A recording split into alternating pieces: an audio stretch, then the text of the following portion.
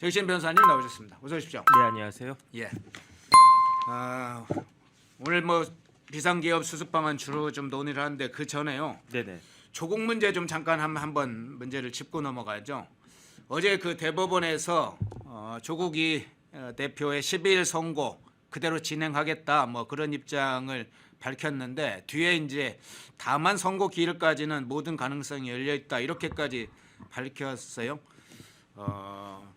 조국 대표가 지난 4일에 선고 기일 연기 신청을 했었는데 일단 이번 대법원은 그것을 받아들이지 않은 걸로 해석을 해야 될까요? 어떻게 보세요? 글쎄요, 저도 이제 찾아봤는데 예. 그 12월 3일 밤에 한밤중에 계엄 선포 있다가 12월 4일 새벽에 그 계엄이 해제가 되지 않았습니까? 그러면서 지금 혼란스러운 전국에 빠져들게 됐는데 그런데 실질적으로 당일이죠. 12월 4일 그 조국 대표가 뜬금없이 대법원에다가 선고 기일 연기 신청서를 제출을 했어요. 그러면서 뭐 이런저런 그 이유를 달았는데 제가 봤을 때 그 이유는 딱 하나. 뭐다 그거는 나는 저 구속되기 싫다. 지금 여러 가지 혼란스러운데 잘하면 이참에 이런 것들을 이용해 가지고 깜빵 가지 않을 수 있을까? 그런 꼼수라고 생각을 갖다가 하고요.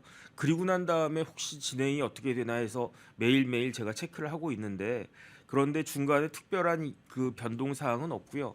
12월 9일에 그러니까 어제죠. 예. 어제 어떤 사람이 탄원서를 뭐 제출했더라고요. 그러니까 조국 대표를 위한 탄원서라고 생각이 되는데 큰 의미는 없을 거라고 생각을 하고 그래서 예정대로 12월 12일 오전 11시 45분에 판결 선고가 있을 것인데 그 만약에 11시 45분에 판결 선고가 있다라고 하면 그러면 제 생각에는 1심과 2심 그 형량이 달라지지 않을 것이다. 그 생각이 드는 게 첫 번째는 만약에 여기에 대해서 그 유죄나 무죄 아니면 형량 등에 대해서 1심, 2심과 변동 사항이 있으려면 대법원에서 이 소부가 아니고 전원 그 합의체로 회부를 해야 되는 거 아닌가? 저는 그런 생각을 했었거든요. 네. 그런데 전압 회부가 이루어지지 않고 선고가 이루어지는 걸 보니까 이거는 1심, 2심과 똑같을 것이다. 더군다나 시간도 11시 45분으로 잡았어요. 예. 11시 45분이면 12시면 뭡니까? 점심 식사잖아요. 그러네요. 그러니까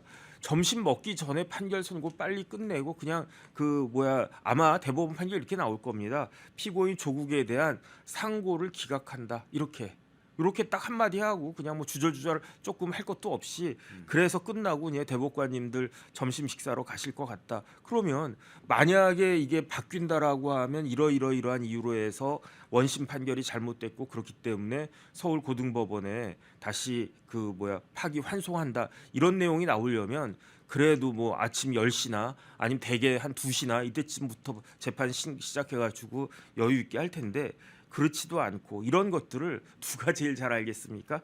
조국 대표가 제일 잘 알 거예요. 그러니까 몸이 달아가지고 그래서 제가 며칠 전에도 말씀을 드렸지만 그 자리에서 법정 구속이 될 수도 있고요. 예. 12월 12일이면 내일 모레 아니겠습니까? 내일 모레 그 목요일인데 그 목요일 날 구속되는 건 좀 그러니까 뭐 한명숙 전 총리의 예도 그랬고 또 몇몇 사람들 그런 경우가 있었거든요.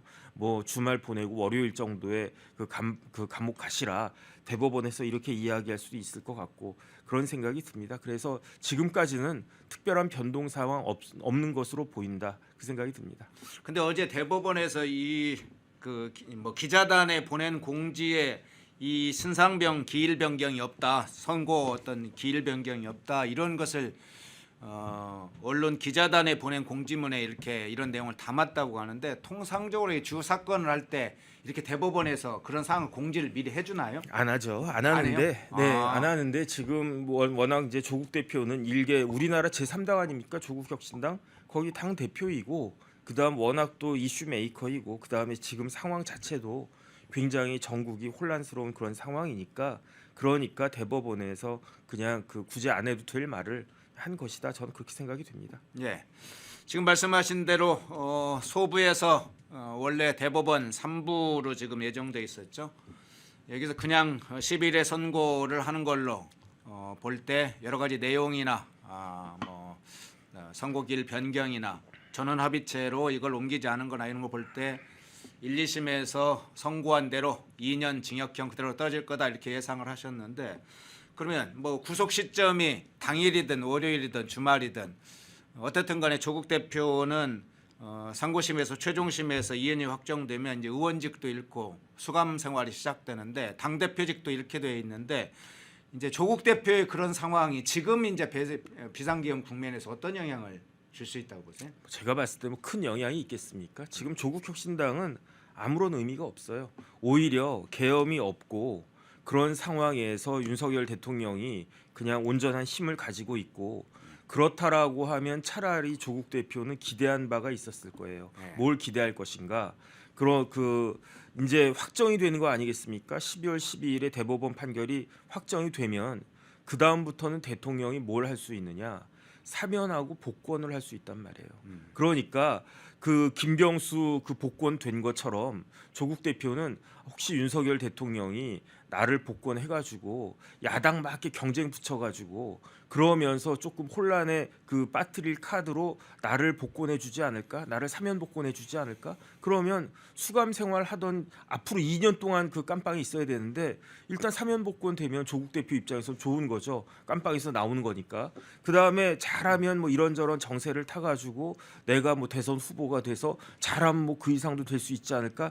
이런 기대를 했었을 건데 그런데 지금 전국이 이렇게 돼 버리니까 모든 힘이 야권의 모든 힘이 다 한 명한테로 쏠리지 않았습니까? 그러니까 지금 이재명은요 민주당만의 일극 체제였다가 범야권의 일극 체제가 더 공고해진 것이다. 저는 그렇게 봤기 때문에 지금 이 상황을 제일 제일 그러할 사람은 당연히 윤석열 대통령이겠지만 윤석열 대통령만큼은 아니더라도 조국 대표도 굉장히 낙담하고 있을 것이 아닌가 저는 그런 생각 듭니다. 예. 조국 대표의 선거도 뭐 관심 사항 중에 하나이긴 했지만 보다 중요한 재판이 지금 진행되고 있죠. 자, 이재명 대표의 공직선거법 위반 사건 항소심 재판부가 배당이 됐습니다. 뭐 서울고법 형사 6부에 배당이 됐다 이렇게 알려졌고 구체적으로 판사들도 지금 알려졌죠. 최은정, 이해술, 정재호 이런 판사 합의 판사들이 구성이 됐다까지 알려졌는데 이번 이제 비상 지금 계엄 시국 국면과 이게 맞물렸어요. 그래서 이재명의 공직선거법은 그냥 이재명 개인의 하나의 독자적인 재판만의 문제가 아니라 이게 향후 정국과 대선과 이게 맞물리면서 가고 있는데 이 상황은 어떻게 보세요?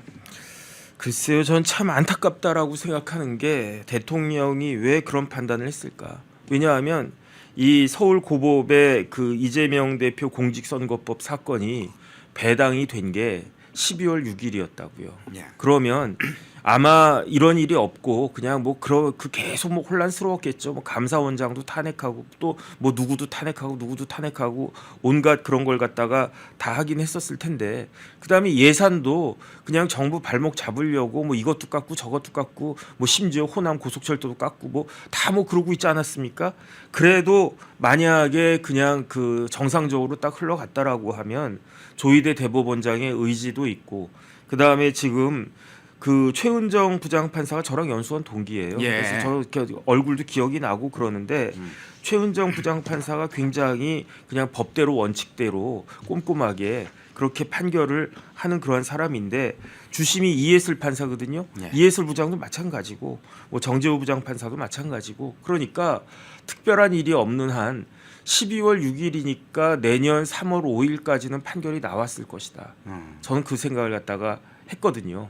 그 다음에 그 3월 5일에 판결 나오면 행정적인 절차 조금 더 거친 다음에 그러면 늦어도 6월 말이나 7월 말까지 7월에 법관들 그 하계 하계 휴가 인사가 있어요? 아니 휴가 기간 전까지는 예. 이재명 대표에 대한 대법원 판결이 나올 수 있을 것이다라고 충분히 기대를 갖다가 하고 있었는데 그런데 지금과 같은 상황이니까 사실은 어떨지 모르겠습니다. 그래서 그 재판부가 좌고우면하지 않고 그냥 따박따박 그걸 준비할 수도 판결을 저희 재판을 진행할 수도 있을 것이고 그렇게 할 거라고 기대를 하는데 물론 지금 이재명 대표는 지금 뭐 굉장히 큰 변명거리가 생겼어요.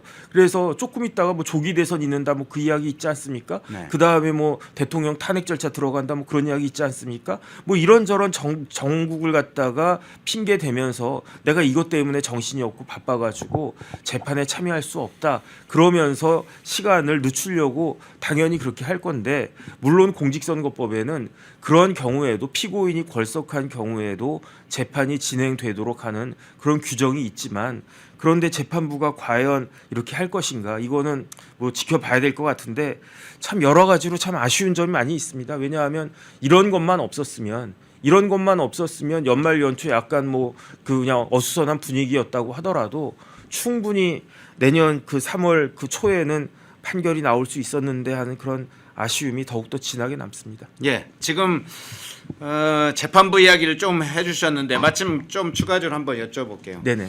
이재명 관련 재판을 쭉 살펴보니까 공직선거법 1심 재판장이 한성진 부장판사였어요. 네네. 위중교사 1심 재판장은 김동연 부장판사였고, 이번 다시 이제 공직선거법 항소심 2심 재판장은 최은정 부장판사가 재판장인데, 다 살펴보니까 사법연수원 30기 다 동기생이네요. 그래서 네네.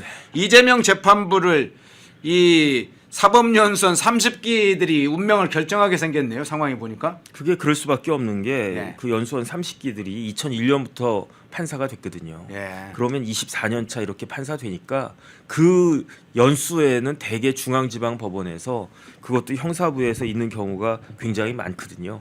그러니까 이제 공교롭게 많은 동기들이, 그다음에 옛날 같지 않고 요즘은 판사들이 쉽게 이렇게 그 변호사로 그 개업하고 그런 경우가 옛날에 비하면 또 많이 적어져가지고 그 30기들이 많이 남아 있어서 이렇게 중요한 재판들을 다 담당하고 있는데, 그 중에 뭐 잘한 사람도 있고 그 다음에 그 뭐 이상한 사람도 있고 뭐 그랬던 것 같습니다. 예.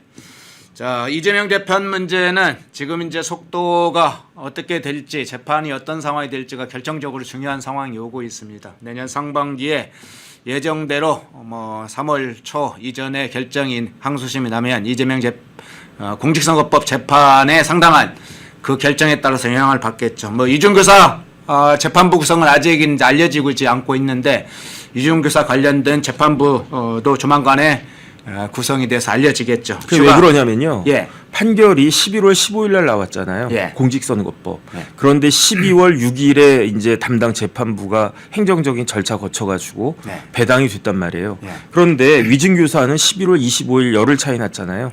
그러니까 12월 26일 정도, 그러니까 크리스마스 전후 해가지고 위증교사에 대한 서울고등법원 재판부도 결정이 될 겁니다.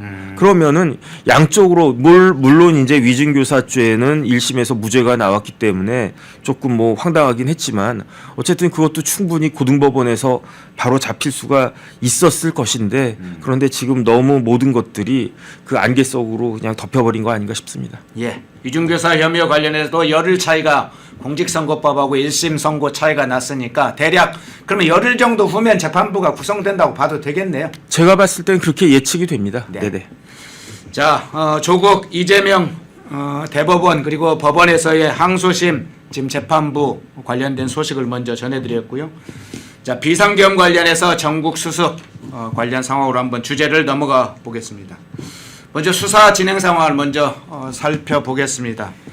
자, 비상계엄 사태를 수사 중인 경찰청, 국가수사본부가 지금 뭐 박안수 전 계엄사령관과 여인영 전 국방부 방첩사령관 해서 영장을 청구를 했었죠. 그런데 법원이 기각을 했습니다. 이유는 통신영장이 기각 사유라고 하는데, 통신영장, 그러니까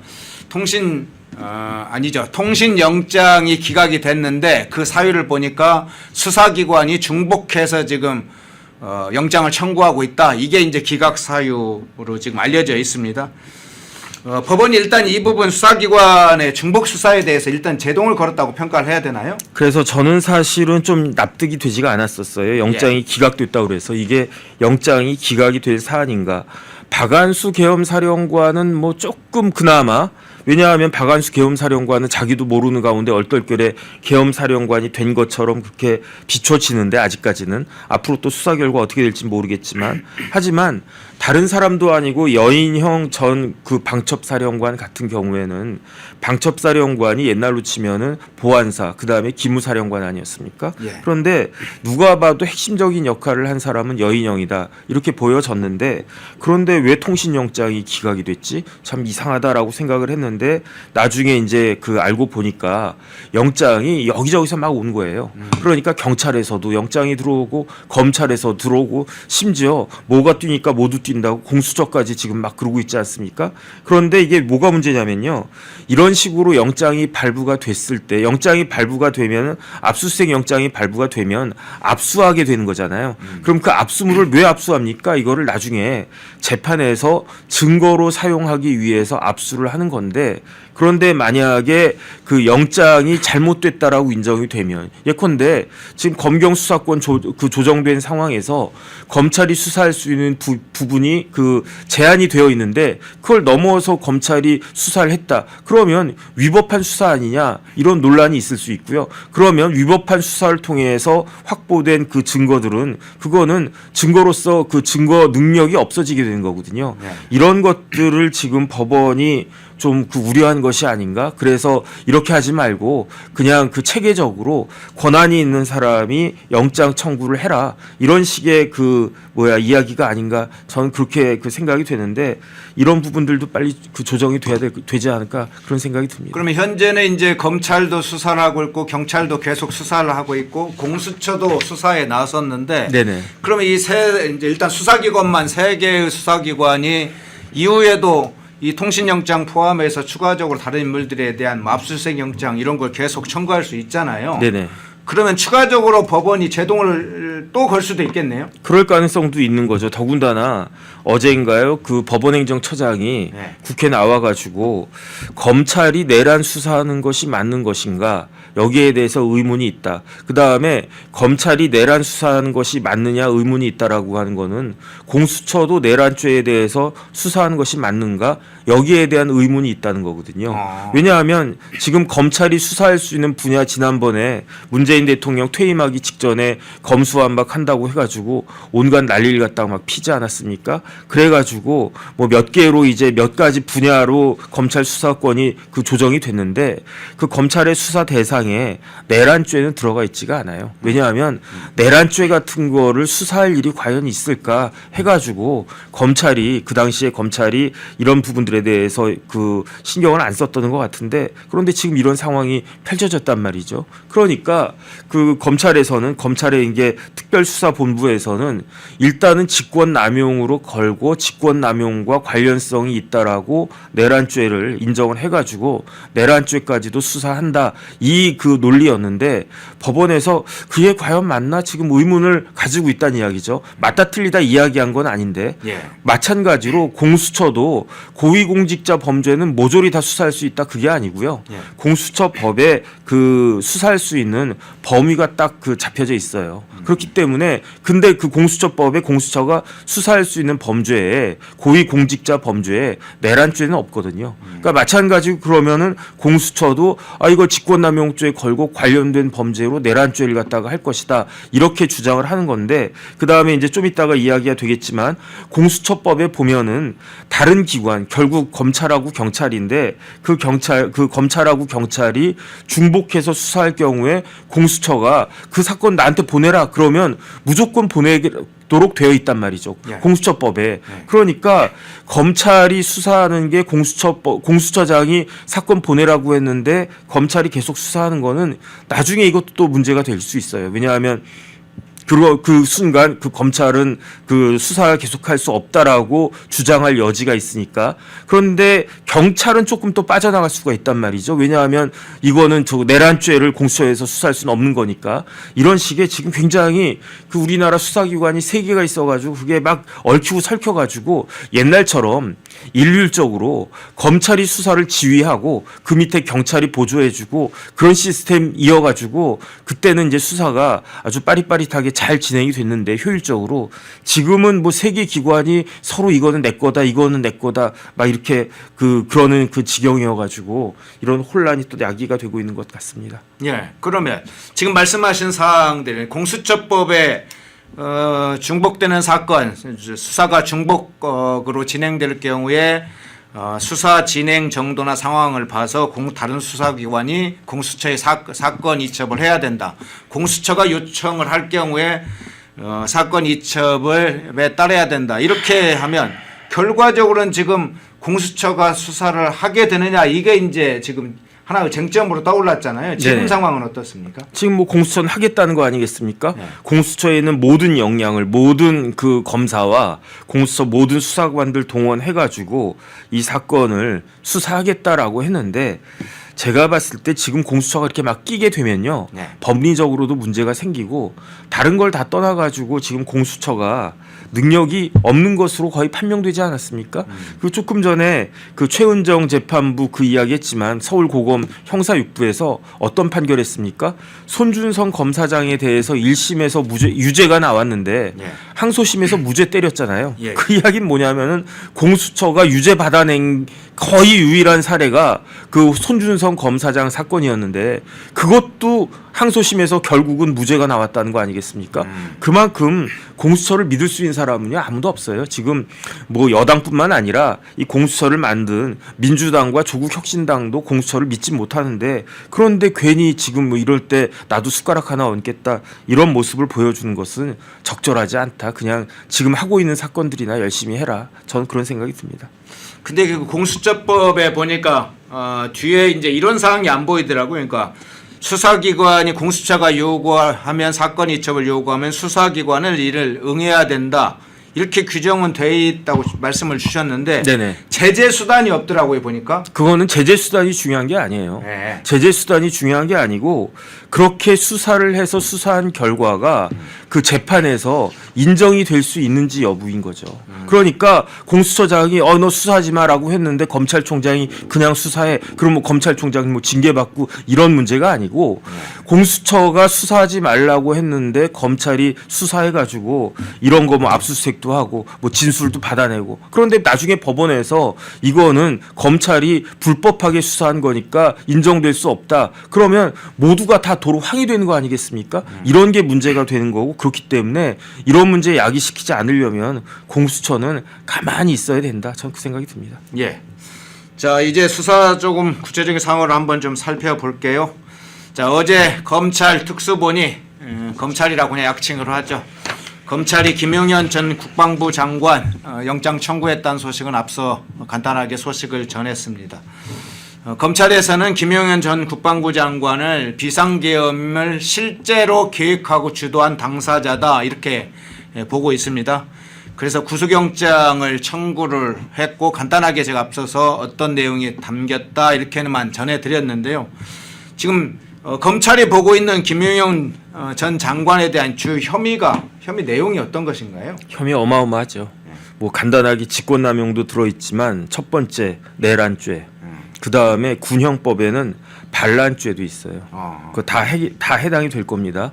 내란죄가 뭐 다 이제 아시겠죠. 뭐 대한민국 영토에서 뭐 그런 걸 갖다 없애거나 국헌 문란을 갖다가 하거나 이런 것들이 이제 내란죄인데 정확히 말씀드리면은 대한민국 영토에서 국가 권력을 배제하거나 국헌을 문란하게 할 목적으로 폭동을 일으키면 이게 내란이 된단 말이에요. 그런데 여기에 우두머리라고 하는 표현이 있어요. 형법에 네. 뭐 수괴 이런 표현이 아니고 그냥 우두머리라고 되어 있어요. 그 내란죄 우두머리에 대해서는 그 형량이 처해질 수 있는 형량이 딱 두 개밖에 없어요. 첫 번째가 사형이고요. 두 번째는 무기징역입니다. 그러니까 이 내란죄가 인정이 되면 그러면은 김용현 국방부 장관은 장관이었잖아요. 국방부 장관이었잖아요. 그러니까 만약에 내란죄 혐의가 인정이 된다. 그러면 사형 아니면 무기징역에 처해질 수밖에 없다. 저는 그런 생각이 들고 이런 부분들에 대해서 제가 처음에는 사실은 뭐 잠결에 뭐 그 비상계엄 뭐 됐다. 그 다음에 그냥 저 잤다고 그 말씀드렸잖아요. 그러니까 지난주 화요일 딱 일주일 전이네. 지난주 화요일 지금 이 시간으로부터 열 몇 시간 정도 뒤에 대통령이 비상계엄 선포했잖아요. 제가 10시 40분에 그 이야기 들었거든요. 그 당시 자고 있었어요, 제가. 그랬는데 야 이게 무슨 계엄 말도 안 된다. 쓸데없는 또 그 행동을 갖다가 했네라고 생각을 한 게 아니 국회에서 해제 요구하면은 그 풀려야 되니까 그다음에 이렇게 그래도 이제 뭐 계엄이라고 하니까 저도 좀 놀래 가지고 이것저것 보다가 아 뭐 군인들이 뭐 국회를 갖다 들어갔는데 뭐 어영부영하고 그러는 것 같고 잤단 말이에요. 예. 그리고 자고 나서 일어나 보니까 계엄이 풀려 있더라고요. 그래서 이 정도면 아 뭐 그냥 뭐 별거 아니었겠네. 그런데 아 왜 이렇게 쓸데없는 짓을 갖다가 했을까? 그 정도로만 했는데 그 이후에 드러난 여러 가지 수사나 어제도 707 그 단장이 나와가지고 뭐 국회의원들 뭐 150명 운운하고 뭐 어쩌고 저쩌고 뭐 그런 이야기 하고 있지 않았습니까? 그런 것들이 하나 이제 다 오픈이 되기 시작하는데 그런데 더 결정적인 건 뭐냐면은 지금 검찰의 특별수사본부 본부장이 특수본 본부장이 누구냐면 서울고검장이에요. 예. 서울고검장이면 검찰총장 바로 다음이거든요. 그 검찰에 뭐 그 일반적으로 뭐 국방부에는 넘버원이 저 국방부가 아니라 예컨대 뭐 교육부에는 넘버원이 장관이고 넘버2가 차관이고 그렇지만 검찰은 그 검찰총장이 넘버원이면 고검장급으로 몇 명이 있는데 그 중에서 서열이 그 내부 서열이 제일 높은 사람이 대검 차장이 아니고 서울 고검장이거든요. 그러니까 넘버2가 지금 이걸 갖다가 맡고 있는 건데 특수본 본부장을 맡고 있는 건데 그런데 박세현 본부장이 이렇게 쭉 설명한 걸 갖다 보니까 이거는 내란죄가 맞다는 거죠. 그래서 그 뭐라 그럴까 뭐 국헌이 문란이 됐고 폭동도 있었던 거고 그다음에 그런 그 이유로 뭐 대통령이 뭐 어디 가셨고 그다음에 뭐 직접 지시를 갖다가 했고 지시를 받았고 뭐 그런 데다가 자꾸 이게 추가적으로 나올 테니까 이게 문제가 간단치 않게 됐다 저는 그런 생각이 듭니다. 예. 자, 김용현 전 장관과 관련해서도 뭐 중간중간 이야기를 불가피하게 할 수밖에 없는데요. 뭐 좀 대통령과 사실은 직접적으로 관련된 문제니까 주된 포커스가 상당 부분 대통령과 관련돼서 이야기가 좀 나올 수밖에 없겠네요. 자, 윤석열 대통령이 공수처에 의해서 출국 금지를 당했습니다. 공수처가 출국 금지를 했어요. 현직 대통령이 이 출국 금지된 것은 뭐 헌정사상 유례가 없는 일이죠. 내란 혐의로 출국이 금지되는 상황이 됐습니다. 공수처가 어제 이제 이렇게 밝혔습니다. 비상계엄 사건 윤석열 대통령에 대한 출국 금지를 신청했고 주무부서인 법무부에서 승인 조치했다 이렇게 밝혔습니다. 이제 법무부의 출입국 정책본부장도 입장을 밝혔는데 윤석열 대통령의 출국 금지를 했다. 출국 금지 신청은 공수처, 검찰 등 여러 기관에서 요청해 왔다 이렇게 밝혔는데요. 법무부면 이제 대통령이 이제 내각에 있는 법무부인데 법무부에서 승인했다는 것이 이게 승인 절차에 필요한 사항이었다고 보이긴 하지만 좀 눈에 띄네요. 출국 금지는 어떤 절차에 의해서 그게 진행이 됩니까? 이걸 조금 더 정확히 말씀드리면요. 네. 윤석열 대통령을 출국 금지한 사람은 공수처장이 아닙니다. 아, 그렇습니까? 윤석열 대통령을 출국 금지한 사람은요. 예. 박성재 법무부 장관이에요. 그 우리나라 출국 금지 어디 나와 있냐면 출입국 관리법이 있거든요. 예. 거기 출입국 관리법 4조 2항에 어떻게 되어 있냐면 법무부 장관은 주어가 법무부 장관이에요. 주체가 법무부 장관이에요. 범죄 수사를 위해서 출국이 적당하지 않다고 인정되는 사람에 대해서 그 출국 금지할 수 있다 이렇게 되어 있고요. 그다음 3항에 보면 중앙행정기관의 장이나 법무부 장관이 정하는 관계기관의 장은 공수처장은 중앙행정기관 장입니다. 소관 업무 관련해 가지고 범죄 수사를 위해서 출국이 적당하지 않다고 인정되는 사람에게 대해서 법무부 장관에게 출국 금지를 요청할 수 있다 이렇게 되어 있는 거예요. 그러니까 쉽게 말하면 검수처장, 그다음에 검찰, 그다음에 경찰까지 윤석열 대통령에 대해서 출국 금지 요청을 한 것 같고요. 그런데 그 뭐 출국 금지 요청에 대해서 일일이 다 그 인정을 해가지고 법무부 장관이 그 출국 금지를 그 한 건지 아니면은 뭐 그 중에 제일 빠르거나 제일 뭐 합당하다라고 된 요청에 따라 가지고 출국 금지를 한 건지 그거는 명확하지 않지만 어쨌든 박성재 법무부 장관이 윤석열 대통령에 대해서 출국 금지를 발령한 겁니다. 그러니까 출국 금지 명령을 갖다가 내린 것이다. 이렇게 봐야 되는 거고요. 결국은 범죄 수사를 위해서 윤석열 대통령은 출국이 적당하지 않은 것으로 인정되는 그러한 사람이 되어 버렸고 이것이 갖는 그 여러 가지 법적 의미는 굉장히 상당하다 이렇게 판단이 됩니다. 예, 제이님, TS님 고맙습니다. 그런데 출국 금지라고 하는 것이 사건의 중대성 문제를 중심으로 하나요? 아니면 도주 우려라든가 이런 것까지도 법무부 장관이 어떤 검토를 실제로 하게 되나요? 아니요, 그거는 저기 범죄 수사를 위해서 네. 그냥 적당하다라고 생각되는 사람에 대해서는 출국 금지를 갖다가 하는 겁니다. 그러니까 굉장히 요건이 넓은 거예요. 그러니까 법무부 장관의 재량이 굉장히 넓은 것이다. 그러니까 그냥 뭐 예컨대 검찰이나 경찰이 어떤 사람에 대해서 저 사람은 범죄 수사 꼭 피의자가 아니라도 뭐 참고인이라고 하더라도 그래도 이 사람은 외국 나가면 그러면 그 다음에 꼭 한국인이 아니라도 외국인이라도 그 출국 금지 될 수 있는 거거든요. 그러니까 이것 자체만 가지고는 뭐 크게 문제가 있다라고 단언할 수는 없는데 그런데 지금 출국 금지의 대상이 누굽니까? 대통령이잖아요. 그러니까 웬만해서는 대통령에 대해서 출국 금지를 하지 않았을 거 아니겠습니까? 그런데 법무부 장관이 출국 금지했다라고 하는 것은 지금 상황이 굉장히 심각한 것이다. 왜냐하면 대상자가 대통령이기 때문에 저는 그렇게 생각이 됩니다. 예. 자, 앞서 이제 검찰 이야기를 좀 했고 공수처 이야기도 했는데요. 예. 대통령의 출국 금지 조치 법무부 장관의 승인하에 진행이 됐다. 이건 좀 전례 없는 일이기도 하고 상당히 이 자체로도 충격적이죠. 대통령이 내란죄 피의자로 지금 입건된 상황까지 진행이 됐습니다. 현재 검찰, 경찰 이런 모두 다 지금 윤석열 대통령의 수사로 지금 방향이 잡히고 있는데 자, 검찰 앞서 이야기했던 검찰 특수본 본부장을 맡은 박세현 서울고검장이 이렇게 밝혔어요. 이 사건 사실관계를 한마디로 쉽게 설명하면 공무원이 직권을 남용해 국헌문란을 목적으로 폭동을 일으켰다. 이렇게 지금 이미 검찰 특수본은 보고 있습니다. 그런데 검찰 특수본은 심우정 검찰총장 직권으로 만든 것인데 이 심우정 검찰총장이 어떻게 임명된지를 저희가 잘 봤는데 그러면 실제로 이 심우정 검찰총장이 포함해서 검찰 수뇌부가 이렇게 지금 내란죄로 보고 있다 이렇게 판단을 해야 될까요? 저는 그렇게밖에 판단이 안 됩니다.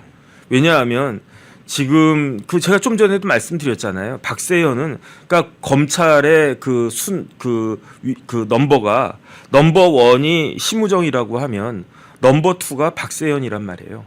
그런데 아무리 넘버 2라고 하더라도 검찰총장 제끼고 나는 이 사건에 대해서 이렇게 판단합니다라고 기자회견할 수 있습니까? 그거는 어렵잖아요. 그게 예컨대 뭐 일반적인 사안에 대해서는 뭐 그렇다라고. 근데 일반적인 사안에 대해서는 특수본 같은 게 만들어지지도 않고. 그러니까 특수본부장인 박세현 서울고검장이 이런 정도 이야기했을 때에는 검찰총장한테 다 보고하고 그다음 검찰총장하고 다 상의하고 그리고 난 다음에 내려진 결론이다.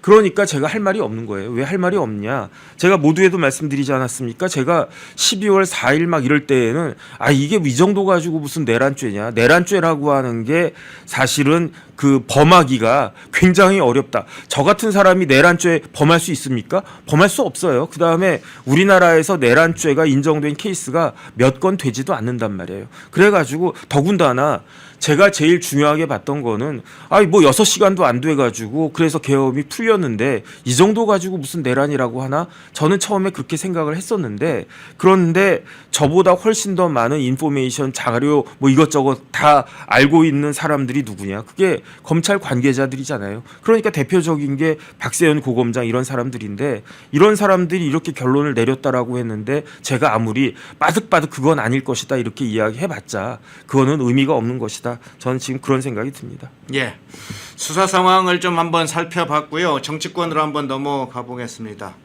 지금 한덕수 국무총리와 한동훈 대표가 지난 7일에 대국민 공동담화 발표를 했었죠.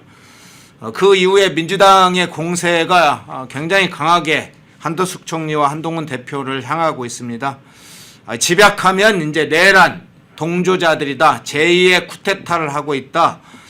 내란 너희들도 내란에 지금 공범이 되고 싶냐? 아무 권한이 없는 자들이 직무를 수행하고 있다. 뭐 이런 이제 표현들을 민주당과 조국혁신당 야당들이 굉장히 강하게 지금 보고 있는데, 이 야당의 이런 한덕수 총리나 한동훈 대표에 대한 이런 어떤 공격, 비판의 내용 어떻게 평가를 하세요? 글쎄요, 뭐 이건 뭐 정치적인 공세이다. 저는 그렇게 생각이 되고요.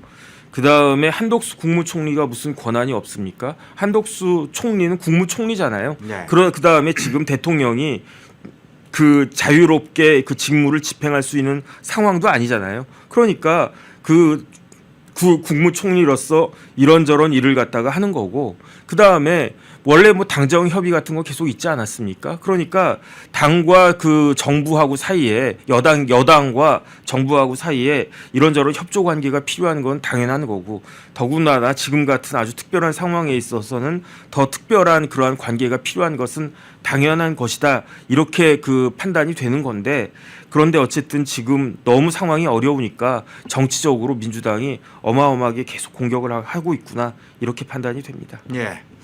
자, 민주당이 한덕수 국무총리 탄핵을 지금 준비 중에 있습니다. 민주당 황정화 대변인이 이렇게 밝혔죠. 한덕수 총리 탄핵에 대해서 탄핵소추안을 작성하고 있고 본회의에 올릴지 곧 결론을 내겠다. 어제 한 얘기입니다. 그러니까 아마 오늘 내일 중에 오늘 결론을 내릴 거로 봅니다. 한덕수 국무총리 탄핵에 관한 민주당이 탄핵 절차를 밟을 것으로 보입니다. 완전히 정부 자체를 무력화하려고 지금 하니까요. 그러면 한덕수 총리가 탄핵되면 그 이후에 국정 상황은 어떻게 됩니까? 그럼 그 다음은 최상목 부총리가 네. 그 국무총리 역할을 하게 되겠죠. 국무총리 또 대행이 되는 건가요? 그렇죠. 국무총리 그 권한 대행이 되는 거죠.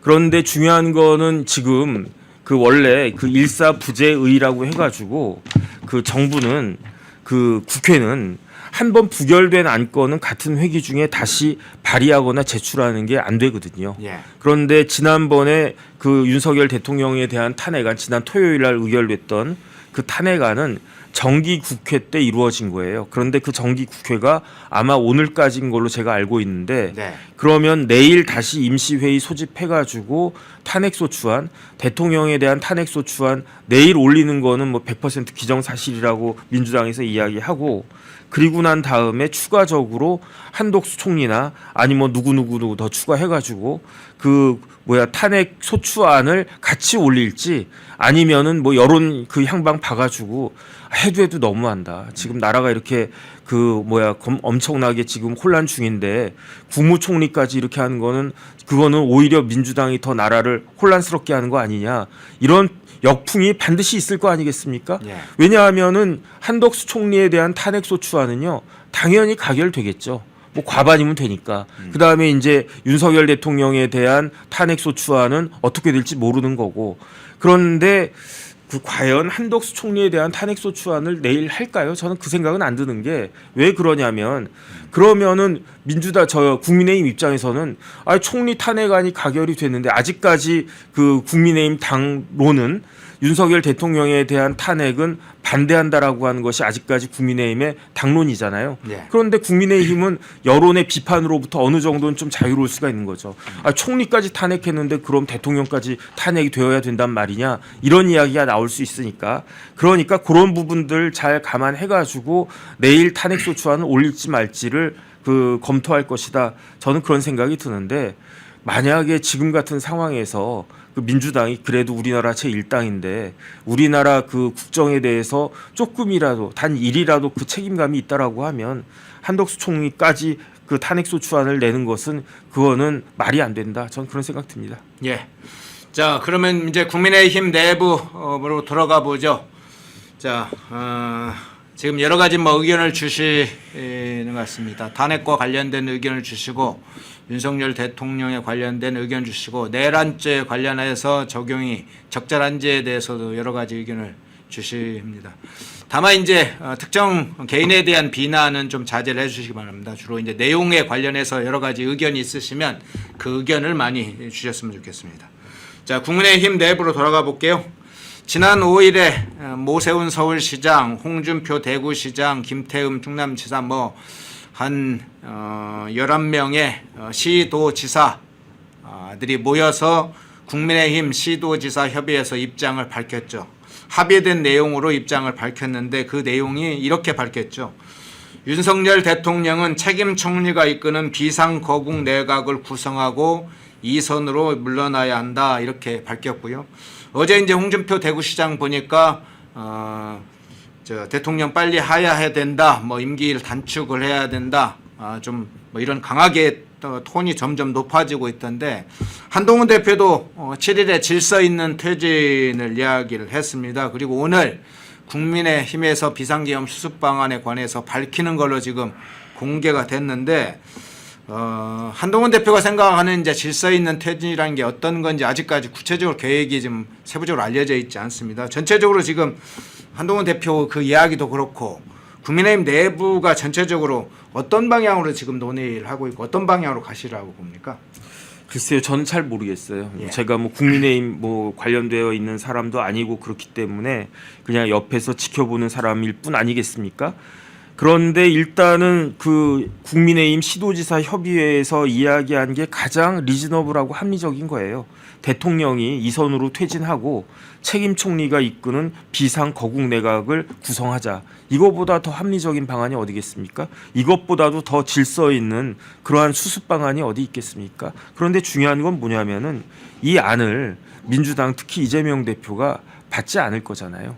민주당의 이재명 대표는 지금 그 뭐가 급한 것이냐? 지금 윤석열 대통령도 급하지만요. 이재명 대표도 급한 거 아니겠습니까? 저 모두에 우리가 이야기했지만 공직선거법, 위증교사죄 이러한 그 판결들이 그 지금 째깍째깍 시간이 가고 있단 말이에요.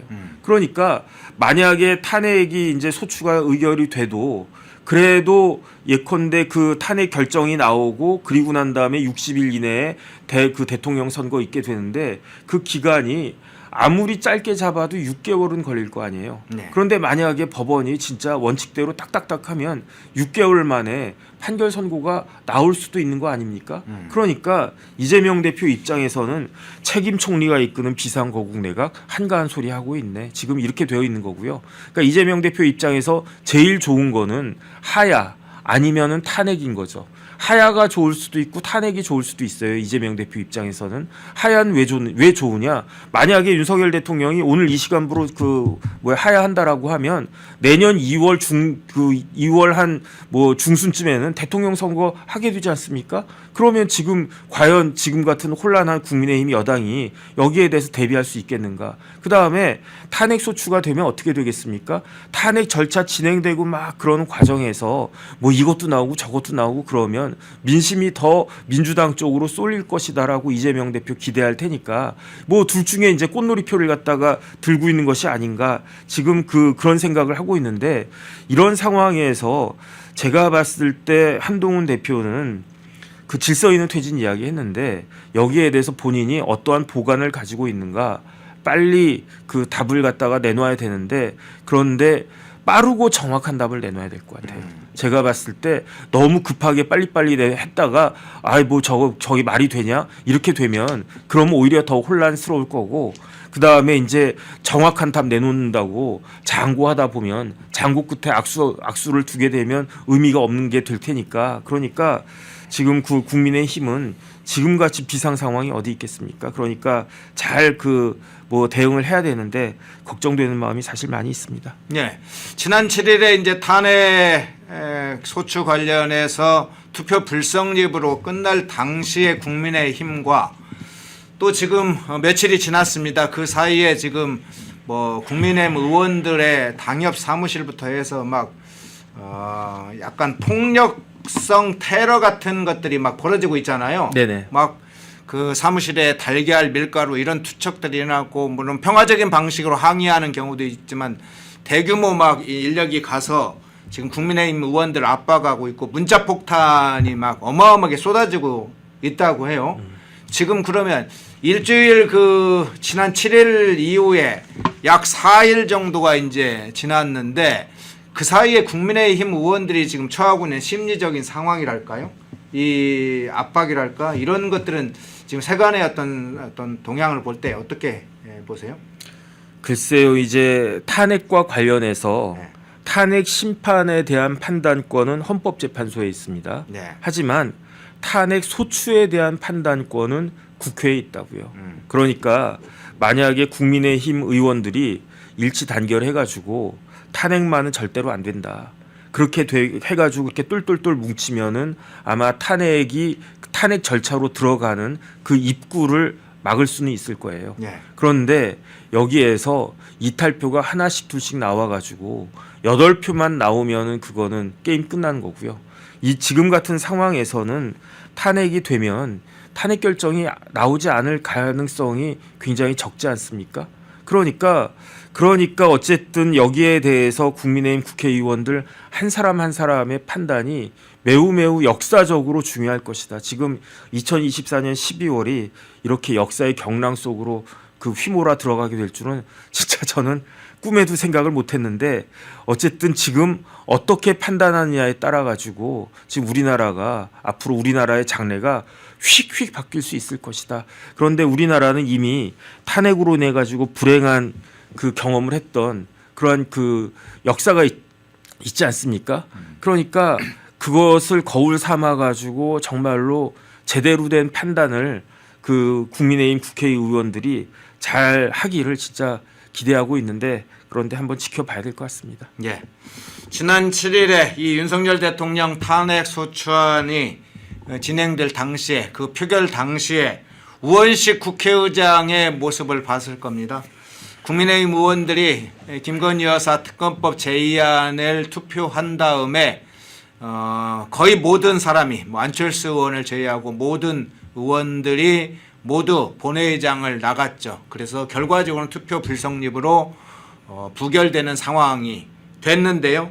그런데 그 당시에 약 3시간 동안 투표는 했는데 끝났는데 사실은 개표를 하지 않는 그래서 국민의원들 들어와라 막 이렇게 막 우원식 국회의장이 막 감정을 자신의 개인적 감정을 막 여과 없이 드러내면서 부르짖었는데 그 약 3시간 정도 지나서 결과적으로는 투표 불성립으로 해서 결정을 했습니다. 당시에 사실 국회에서도 처음 보는 장면인데 우원식 국회의장의 그런 행태 모습 어떻게 보셨어요? 글쎄요, 지난 토요일에 제가 4시 반부터 밤 10시 반까지 6시간 동안이나 쭉 채널 A의 한 군데에서만 그렇게 방송을 쭉 했었는데 그 생중계를 하고 있었어요. 그때 특보여가지고 그래서 저도 저기 이제 앉아가지고 그 TV 화면으로 그 표결하는 걸 쭉 봤는데 먼저는 그 국민의힘 국회의원들이 다 회의장 안으로 들어왔었죠. 왜 회의장 안에 들어왔었느냐? 그때 대통령이 거부한 김건희 여사 특검법에 대한 재의결이 있었던 거예요. 그런데 거부권 재의결하고 대통령 탄핵소추안 의결하고는 요건이 다릅니다. 거부권 재의결은 어떻게 되어 있느냐? 재적 과반수 이상이 출석하고 출석한 사람 중에 3분의 2가 그 찬성하면 거부권에도 불구하고 재의결이 되는 거란 말이죠. 그러니까 만약에 국민의힘 국회의원들이 그 김여사 특검법 관련해 가지고 그 대통령 탄핵 그 소추 의결처럼 그 우르르 다 나가버리면 그러면 어쨌든 뭐 민주당하고 뭐 범야권 192석이니까 과반수 출석한 거 아니겠습니까? 그 사람들이 우르르 다 찍어버리면은 그 특검법은 통과가 되는 거예요. 재의결되는 거예요. 그러니까 그거 막기 위해서 그때 이제 국민의힘 의원들도 들어와가지고 표결을 했는데 그때 사실 그 표결도요 198표 나왔었어요. 그러니까 거의 재의결될 뻔했는데 어쨌든 198표로 재의결은 이제 그 부결이 됐고, 그리고 난 다음에 그 국민의힘 의원들이 우르르 다 나간 거죠. 한 명 빼고. 저는 그게 뭐 안철수 의원일 것이다라고 이전부터 계속 말씀을 드렸는데, 제 예상대로 안철수 의원은 자리에 앉아 있었고, 왜 그러냐? 이 그 대통령에 대한 탄핵소추 의결은 그 제적의 3분의 2니까 이거는 몇 명이 출석했는지 상관없이 무조건적으로 200명이 찬성을 해야 된단 말이죠. 그런데 범야권 192명에다가 안철수 의원까지니까 193석. 그래서 우르르 다 나가길래 아이고 빨리 끝났네. 그러면 우리도 빨리 이제 그 방송 끝내고 퇴근해야지라고 하고 있었는데 뭐 몇 분 지났는데 김예지 의원이 딱 들어오는 거예요. 그래가지고 저희는 처음에는 김예지 의원이 자리에 앉아 있는 줄 알았었거든요. 그래서 자리에 앉아 있었는데 우리가 그 안철수만 보다 보니까 김예지 의원을 못 봤나 그렇게 생각을 했었는데, 다시 또 나중에 이제 기사 나오는 거 보니까 김예지 의원은 나갔다가 들어왔다는 이야기죠. 그 다음에 그래서 이제 또 이제 뭐 한 몇십 분 뭐 이렇게 그 시간이 지나가길래 아이 뭐 더 이상 할 얘기도 없고 그러니까 빨리 일어나서 집에 갑시다 그러고 있는데, 김상욱 의원이 헐레벌떡 뛰어들어가지고 뭐 박수 받고 뭐 그러지 않았습니까? 뭐 그 야당 의원들하고 뭐 악수하고 뭐 박수 받고, 그리고 난 다음에 더 황당한 거는 김상욱 의원이 자기는 그 거부 부결에다가 그 탄핵소추 부결에다가 표를 던졌다 뭐 뒤늦게 또 쓸데없는 이야기를 갖다가 하고 그랬었던 건데, 결국은 이게 그 대통령에 대한 탄핵소추안이 그 제안이 된 거는 12월 4일 오후 2시 43분이었고요. 그 다음에 보고가 된 거는 12월 5일 새벽 00시 49분이었단 말이에요. 그런데 그 국회법에 보면은 그 어떻게 되어 있느냐? 보고된 지 72시간 내에 의결이 돼야 된단 말이죠. 그러니까 12월 8일 00시 49분까지는 의결이 돼야 되는 건데, 그때 막 이랬을 때가 12월 7일 그 5시부터 표결했거든요. 5시부터 표결했는데 거의 뭐 한 9시 20분까지 계속 이렇게 질질질 끌다가 더 이상 국민의힘 의원들이 들어올 가능성이 없으니까, 그러니까 우원식 국회의장이 화를 내면서 그냥 뭐 그 투표를 갖다가 그 마무리를 갖다가 했었던 건데, 기대를 많이 했겠죠. 그 다음에 저는 이게 그 지난 토요일에 부결될 거라고 생각을 했었어요. 왜 부결될 거라고 생각을 했느냐? 너무 빨리 탄핵소추를 갖다가 한 것이다. 그거는 민주당이 실수다. 만약에 뭐라도 조금 더 들어오고 그랬으면, 드러난 그 상황에서 탄핵소추가 됐으면 국민의힘 국회의원들 마음이, 누구 마음이 어떻게 바뀌었을지 어떻게 합니까? 그런데 탄핵이 있었다라고 생각되는 게, 그 탄핵 그 발령이 된 게 그 10시 27분인데, 그 밤 10시 27분인데, 그런데 그 다음 날 14시 43분에 탄핵소추안을 발의한 게 그게 어디 있습니까? 그러니까 이건 누가 봐도 너무 그냥 성급한 것이었기 때문에, 그러니까 사실 지난주는 뭐 이렇게 통과될 것 같지 않다라고 저는 생각을 했었고, 제 예상이 맞았는데 이번 주는 어떨까? 저는 그거는 조금 뭐 이렇게 걱정도 되고 그런 마음이 듭니다. 왜냐하면은 이번 주에는 그 국민의힘이 지난주와는 다르게, 지난주에는 그냥 우르르 퇴장했잖아요.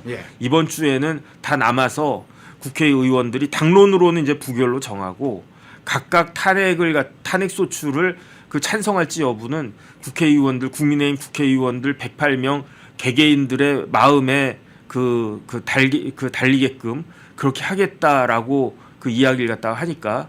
그런데 8표가 역시 중요한데, 그 중에 뭐 안철수 의원, 뭐 김예지 의원은 생각이 똑같을 거고, 김상욱 의원은 어떨까 모르겠고, 그러면 벌써 3명이지 않습니까? 그럼 거기서 5명이 또 찬성을 하게 되면은 참 우리나라 역사상 불행한 일이 또 한 번 발생되나? 어쨌든 이번 주말도 굉장히 긴장된 그 마음으로 저녁을 보내야 되지 않을까 그 생각이 듭니다. 자, 헌법재판소 소식을 마지막으로 한번 좀 잠깐 점검을 해볼게요. 어제 한 언론사에서 문영배 헌법재판소 소장 권한대행에게 이렇게 물었습니다. 책임 총리제가 헌법적 근거가 있는지 의견이 분분하다, 이렇게 묻자 문영배 권한대행이 이렇게 답을 했어요. 헌재가 완성됐을 때 신속하고 공정한 답이 가능하다, 뭐 이렇게 답을 했는데 그러니까 현재 9명이 다 구성이 돼야 이런 중대 사안에 대해서는 현재의 의결에 정당성이 확보된다. 그래서 지금 3명 없으니까 3명 빨리 채워서 의결해야 된다. 그런 어떤 현재의 향후의 의결의 정당성에 관한 원칙적인 이야기인가요? 어떻게 보세요? 그냥 원칙적 이야기인 거죠. 헌법재판소 의사 결정은 네. 헌법재판관 9명 중에 6명이 찬성해야 그 의사 결정이 되는 겁니다. 물론 뭐 이렇게 예외적으로 과반수가 되는 경우도 있기는 있는데 거의 뭐 대부분의 경우는 그 9명 중에 6명 이게 3분의 2잖아요. 예. 3분의 2 이상의 찬성이 있어야 될 것이다. 그다음에 중요한 건 뭐냐면은 지금 문영배 권한 대행 임기도 얼마 안 남았어요. 그다음에 지금 헌법재판관 6명밖에 안 되는데 그다음에 이제 민주당 입장에서는 빨리 탄핵 소추가 되자마자 그 탄핵 소추가 통과가 된다라고 하면 그때부터 그 후임 재판관들 뭐 누구누구 이름 벌써 나오고 있지 않습니까? 그 사람들로 지금 채우려고 할 것인데 그런데 또 뭐가 중요하냐면 2025년 내년 4월 18일에 네. 문영배 헌법재판관하고 이미선 헌법재판관 임기가 끝납니다. 아 그래요? 그런데 그때는 누가 그 헌법재판관을 임명하느냐? 문영배 재판관, 이미선 재판관은 문재인 대통령이 임명했던 사람이에요. 대통령 몫이에요? 이건 대통령 몫이에요. 예. 그런데 만약에 그 탄핵소추안이 이제 통과가 되면 그러면 권한 대행이 임명을 갖다가 하겠죠.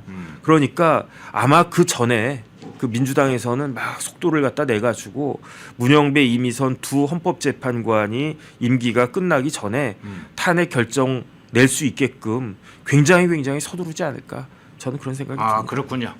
4월 18일에 문영배 지금 헌법재판소장 권한대행 그리고 또 한 명 이름이 이미선. 네네. 예, 이미선 재판관 두 사람이 임기가 종료되는 시점이 내년 4월 18일이네요. 자, 이 두 사람은 대통령이 지명하고 임명하는 그런 대통령 몫이네요. 국회목 지금 3명이 추가로 지금 추진되고 있는데 대통령 목 2명이 내년 4월 18일에 교체 타임이 또 오는군요. 내년 3, 4월에 상당히 정치적으로 민감한 여러 가지 문제들이 내년 2, 3, 4월에 지금 진행이 되는 상황이네요. 예, 그것도 아주 중요한 좀 변수로 생각하고 가야 될 것 같습니다. 뭐 이런 상황들을 자세히 정확하게 알고 있어야 향후의 대처도 좀 더 정확하게 할 수 있겠죠. 예, 정혁진 변호사님 모시고 조국 이재명 재판 문제부터 시작해서 비상계엄 현재 진행 상황, 수습 방안 뭐 이런 문제들 한번 살펴봤습니다. 예, 정혁진 변호사님 고맙습니다. 네, 감사합니다. 인터넷 검색창에 펜앤마켓을 우리 백지원 상금 부대변인 먼저 모시겠습니다. 자, 지금 연결됐습니까? 네, 네, 안녕하세요. 예, 부대변인 제 소리 잘 들리시나요? 네, 잘 들립니다. 예. 어제 윤석열 대통령의 대국민 담화 내용도 들으셨을 거고 전문도 보셨을 것 같은데요. 네. 어제 대국민 담화 보시면서 어떤 생각이 들으셨어요? 한번 평가를 총론으로 좀 먼저 해주시죠. 네, 계엄 조치의 이유에 대해서 예상했던 내용으로 대통령이 설명을 했던 것 같고요. 다만 이 과정에서 일부 언론이 자막까지 조작해가면서 허위 선동을 했던 것은 대단히 문제가 있었다라고 생각을 했습니다. 대통령이 담화에서 이야기했던 것처럼 반국가 세력이 정치뿐만 아니라 중국 비밀 경찰이라든지 산업 스파이 같은 형태로 우리 사회에 지금 만연해 있는 것은 사실이고요. 또 무소불위의 입법 독재가 현재 진행형임에도 불구하고 국민들이 체감을 하지 못했는데 국회의원 연봉은 1억 6천으로 인상하면서 국가 유력 산업인 원전 지원 예산은 0원으로 전액 삭감한 이런 현실들. 이번 담화를 계기도 국민들께서도 좀 알아보시고 문제에 대해서 명확히 인지할 수 있었던 것 같습니다. 저는 선대위 때부터 정부의 창출을 위해서 기여를 했던 사람으로서 이번에 담화를 지켜보면서 대통령이 뜻하는 바는 우리 사회의 썩은 부분들을 도려내는 역할을 하고 싶었던 것 같은데 처음부터 여소야대 정국이 지속되면서 거대 야당은 대통령 팔다리를 자르려고 했고 또 여당 대표는 전략적으로 반목만 하는 상황이라서 아마 고립무원의 처지였으리라고 생각을 합니다.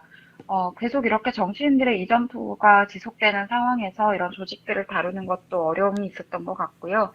개혁의 방향성은 뭐 노동개혁이라든지 이렇게 민노총이라는 세력에 맞서는 것들이 굉장히 중요하지만 또 어려운 일이었는데 그 동력 확보가 좀 어려웠던 것 같습니다. 윤석열 대통령이 이런 여러 가지 국정 운영에서 간과했던 것이 이런 정치인들의 속성이다. 그리고 또 믿으면 안 되는 사람들을 믿었던 것들이 좀 있는 것 같다라는 생각이 드는 것이 다마 말미에 대통령이 지금 여기저기서 광란의 칼춤을 추는 사람들은 나라가 이 상태에 오기까지 도대체 무엇을 했느냐라고 성토를 하는 부분들이 있었는데 이 부분이 저는 참 공감이 됐습니다.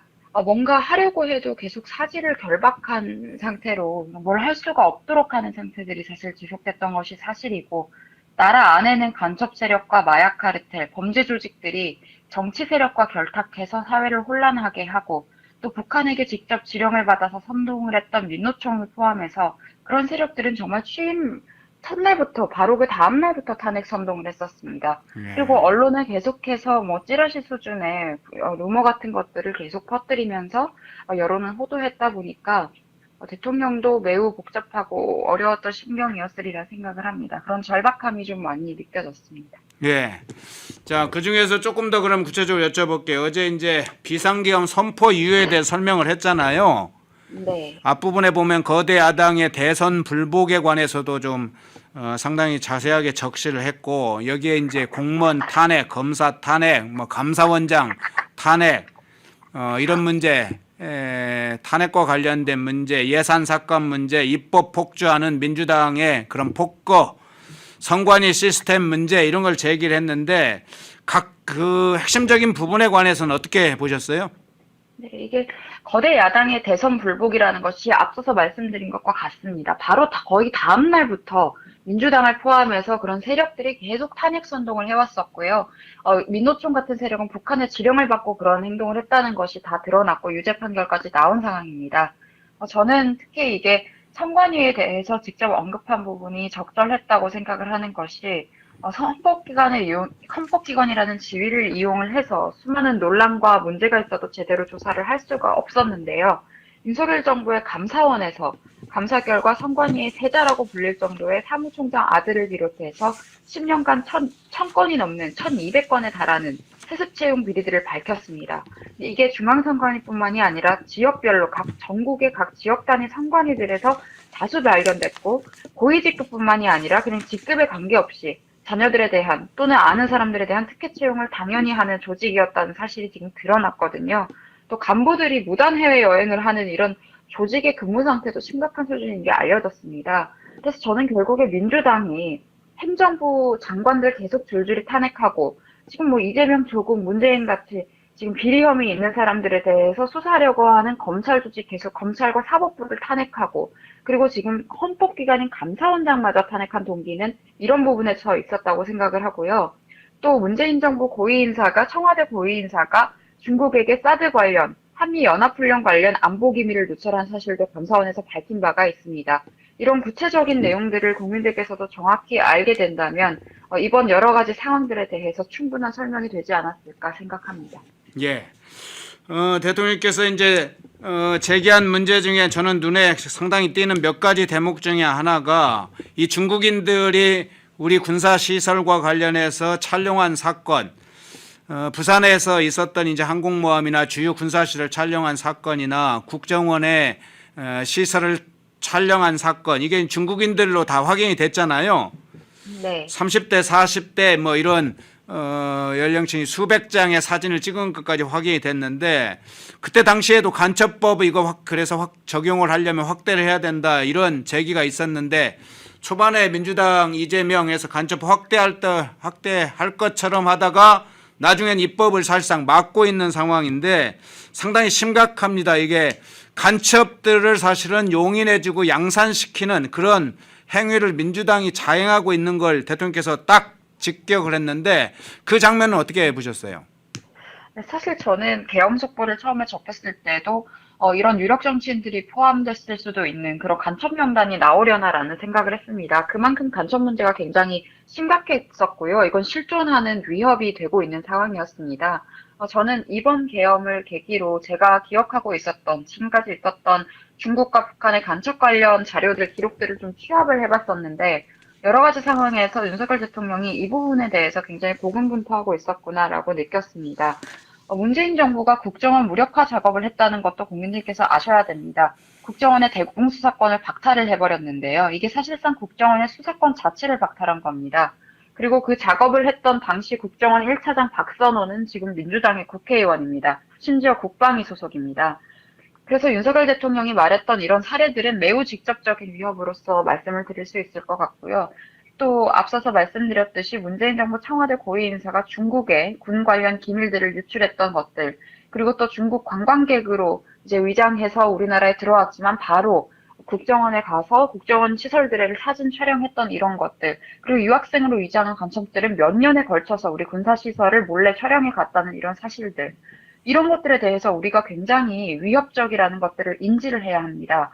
그리고 또 중국의 공안들이 한국에 들어와 있는 것으로 추정되었던 중국 식당으로 위장했던 비밀 경찰이 발견됐던 것들은 우리 국민들께서 생생하게 기억하고 계시리라고 생각을 합니다. 저는 이런 여러 가지 흐름들이 문재인 정부 5년간 마약 사범이 폭증했던 것들과도 무관하지 않다고 생각을 하는데, 저는 이 12월 3일 밤에 계엄이 있었던 그날 있었던 상황들을 좀 말씀드리면, 예. 바로 그날에 민주당이 간첩법 개정을 뭉개고 야당에서 국가보안법 폐지까지 추진한다는 보도가 나왔었습니다.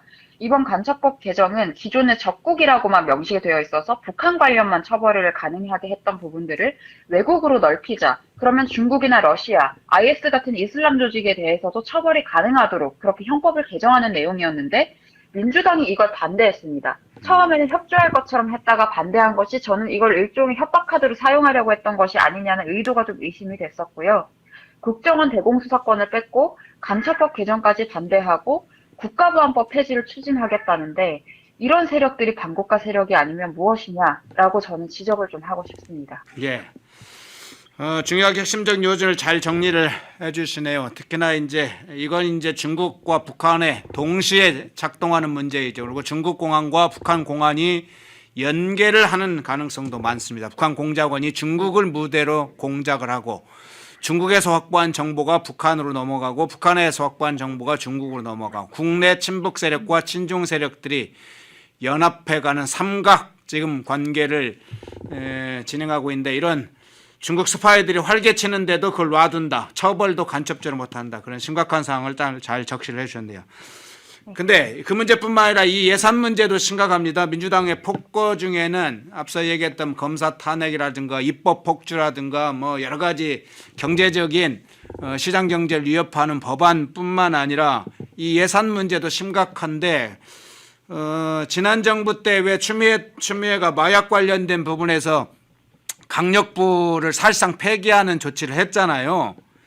근데 이번에는 아예 예산을 통해서 검경, 특경비, 특활비 전액 삭감하고, 마약 수사나 대공수사나 딥페이크 범죄 같은 수사와 관련된 대응 예산을 다 지금 거의 삭감한 상황에다가 원전 관련된 것도 예산도 90% 가까이 삭감한 상황인데, 이건 단순히 예산을 좀 줄었다 이 문제가 아니라 국가의 중요한 가장 관건이 되고 있는 문제를 예산을 아예 삭감으로 해서 행정력, 범죄 수사, 뭐 이런 미래의 어떤 우리 경제 안보의 중대한 문제에 대한 예산 삭감을 한 걸로 보이는데, 이 부분은 어떻게 보셨어요?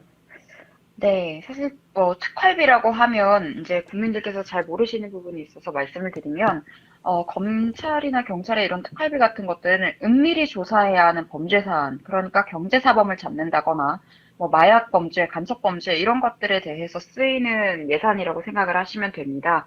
그런데 지금 이런 식으로 민주당이 예산안을 만들었다는 것은 그냥 정부의 행정 기능을 정지시키겠다는 의도입니다.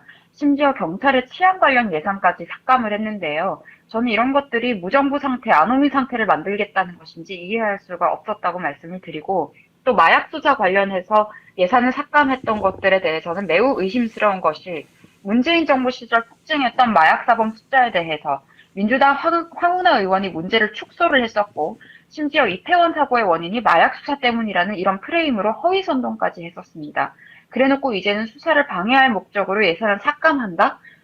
추미애 의원도 이런 부분에 대해서 나서고 있다? 저는 그 의도가 굉장히 의심스럽다는 점, 국민들께서 이것은 아주 위기감을 가지고 바라보셔야 된다는 점을 좀 말씀을 드리고 싶고요. 또 대공수사, 간첩수사 관련해서도 방해할 목적이 있는 건데 저는 왜 하필 마약과 간첩수사를 방해하려 할까? 이 범죄들의 공통점은 배후에 중국과 북한이 있다는 점, 그럴 가능성이 매우 높다는 점인데요. 그래서 더욱 위험한 것이고 이미 우리 정치권에도 여의도에도 민주당에는 중국과 북한과 매우 밀접한 세력들이 있는 것은 사실입니다. 그리고 우리 당 내에서도 저는 친중 세력이 이미 있다고 생각을 하고 있습니다. 그래서 더더욱 이런 부분이 위험하다고 생각을 하고요. 예. 또 원전 관련 예산을 전액 삭감하고 태양광 관련 그리고 새만금 관련 예산을 증액을 했는데 이건 문재인 정부 탈원전 정책을 연장한 것과 다름이 없습니다. 그러네. 이건 대놓고 입법부가 행정부의 행정권에 대해서 방해 행위를 한 것과 다름없다고 생각을 하고요. 태양광 산업과 새만금 관련해서는 비리가 정말 진짜 셀 수 없을 만큼 쏟아져 나오고 있고 특히 태양광 관련해서는 반드시 들어가는 부품이 중국산입니다. 중국에서 수입을 다 해야 됩니다. 그래서 이런 점을 악용해서 생긴 비리 규모만 1,000억이 넘는 상황이고요.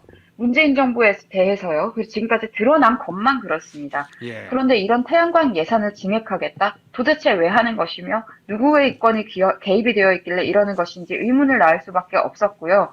또 이런 행태는 결국 전 세계 1위 수준의 국가 유력 산업인 원전 산업의 뿌리를 끊었던 문재인 정부 해악의 연장선에 또 있습니다. 그래서 저는 이게 대단히 위험하고 우리 산업의 기둥뿌리를 끊고 중국의 돈을 상납하기 위한 과정들이 아니었나. 그래서 의심스럽게 우리가 바라봐야 한다라고 말씀드리겠습니다. 예. 대통령 어제 이제 담화 내용 중에 보면 뭐 한 5분의 1에서 5분의 2 사이로 넘어갈 그 즈음에 아주 중대한 문제를 얘기를 했습니다. 제가 그 부분을 약간 읽어드리면서 질문을 드릴게요. 거대 야당의 의회 독재와 폭거로 국정이 마비되고 사회 질서가 교란되어 행정과 사법의 정상적인 수행이 불가능한 상황입니다. 국민 여러분, 여기까지는 국민 여러분께서도 많이 아시고 계실 겁니다. 하지만 제가 비상경이란 엄중한 결단을 내리기까지 그동안 직접 차마 밝히지 못했던 더 심각한 일들이 많이 있습니다. 작년 하반기 선거관리위원회를 비롯한 헌법기관들과 정부기관에 대해 북한의 해킹 공격이 있었습니다.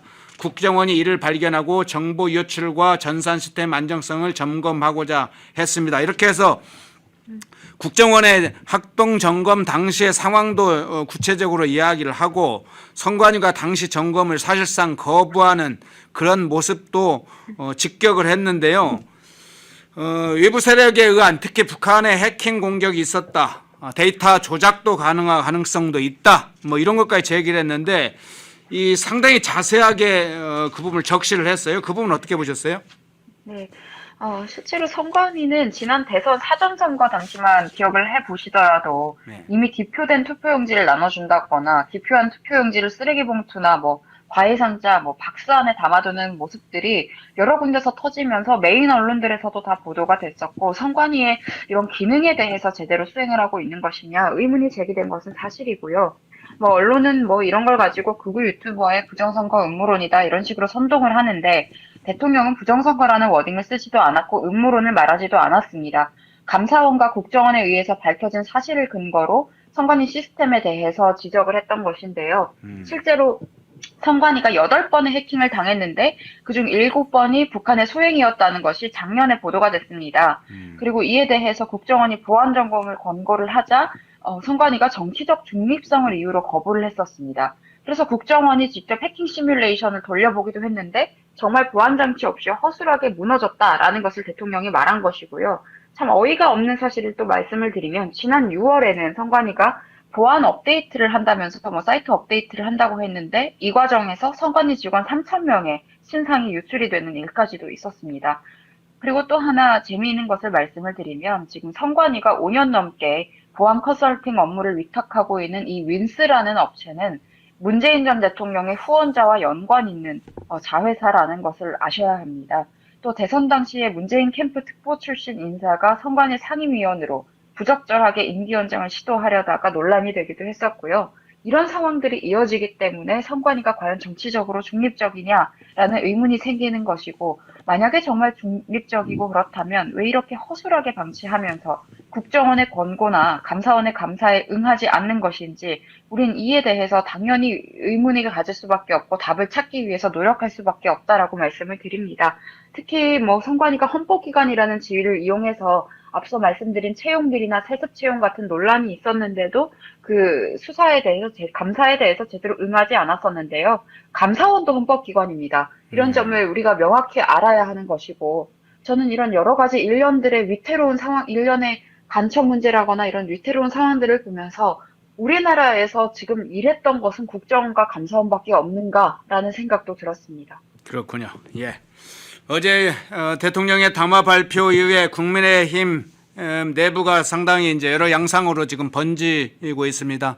특히나 대통령 탄핵 소추안이 토요일 날 올라오기 때문에 그 관련해서 탄핵 찬성, 뭐 한동훈은 이제 탄핵 찬성하는데 표결하라고 직접 입장을 밝히고 의원총회에서 그걸 이야기도 하고 그랬는데, 공식적으로 지금 국민의힘은 탄핵 반대가 당론입니다. 이 당론이라는 것이 굉장히 중요하죠. 어제 그 대통령 담화 발표 이후에 국민의힘 내부에 그 여러 형태의 반응이 있었는데 지금 어떤 상황이라고 보고 계세요? 저는 그 의총 장면들을 봤는데 좀 답답했다는 생각이 들고, 우리 당에 참 기강이 없어졌구나. 이제 후배 정치인이 선배 정치인에게 반말을 한다거나 하는 태도는 매우 부적절하다라는 이야기를 드리고요. 전 이번 계엄을 계기로 명확한 선이 생긴 것 같습니다. 원리 원칙에 따라서 판단하는 사람과 기회를 쫓아서 움직이는 사람으로 좀 구분되지 않나라는 생각이 들고, 계엄 해제 결의부터 계엄 상설 특검안에 대한 표결, 그리고 지난주 부결되었던 탄핵안에 대한 표결들을 볼 때 20명 정도의 친한계가 있고, 나머지 전체는 이제 비한계로서 탄핵, 당연히 우리 당론을 따르는 탄핵 반대 입장을 표현하고 있는 상황이 됐습니다. 친한계는 탄핵 후 조기 대선 시에 한동훈 대표의 대통령 당선이 확실하다고 여기고 있는 상황이 아닌가라는 생각을 하는데, 저는 그렇게 될 것 같지는 않다라는 말씀을 드리고, 지금 그분들이 통과시킨 계엄상설 특검안에 대해서 좀 설명을 드리면, 예. 그 특검안이 통과된 덕분에 그 특검에 대한 추천권을 지금 통신당 후신 진보당이 낙점한 이나영이라는 사람이 그 대통령을 겨눈 특검 추천권을 갖게 됐습니다. 그런데 이 이나영은요, 윤미향의 후계자로 지금 현직 정의영 이사장이고 정의연의 회계감사를 거부한 당사자입니다.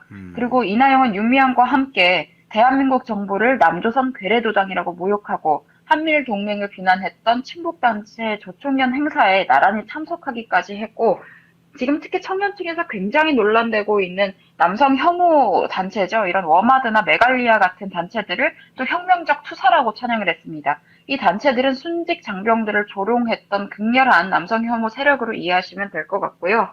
그러니까 결국에 지금 본인들의 이익을 생각했던 그런 정치적 선택들이 단일 선동으로 여적 세력을 비호하고 페미니즘 선동으로 여성들을 세뇌하고 있는 이런 좌익 프로파간다의 선봉장에게 스스로 칼을 쥐어준 꼴이 됐다.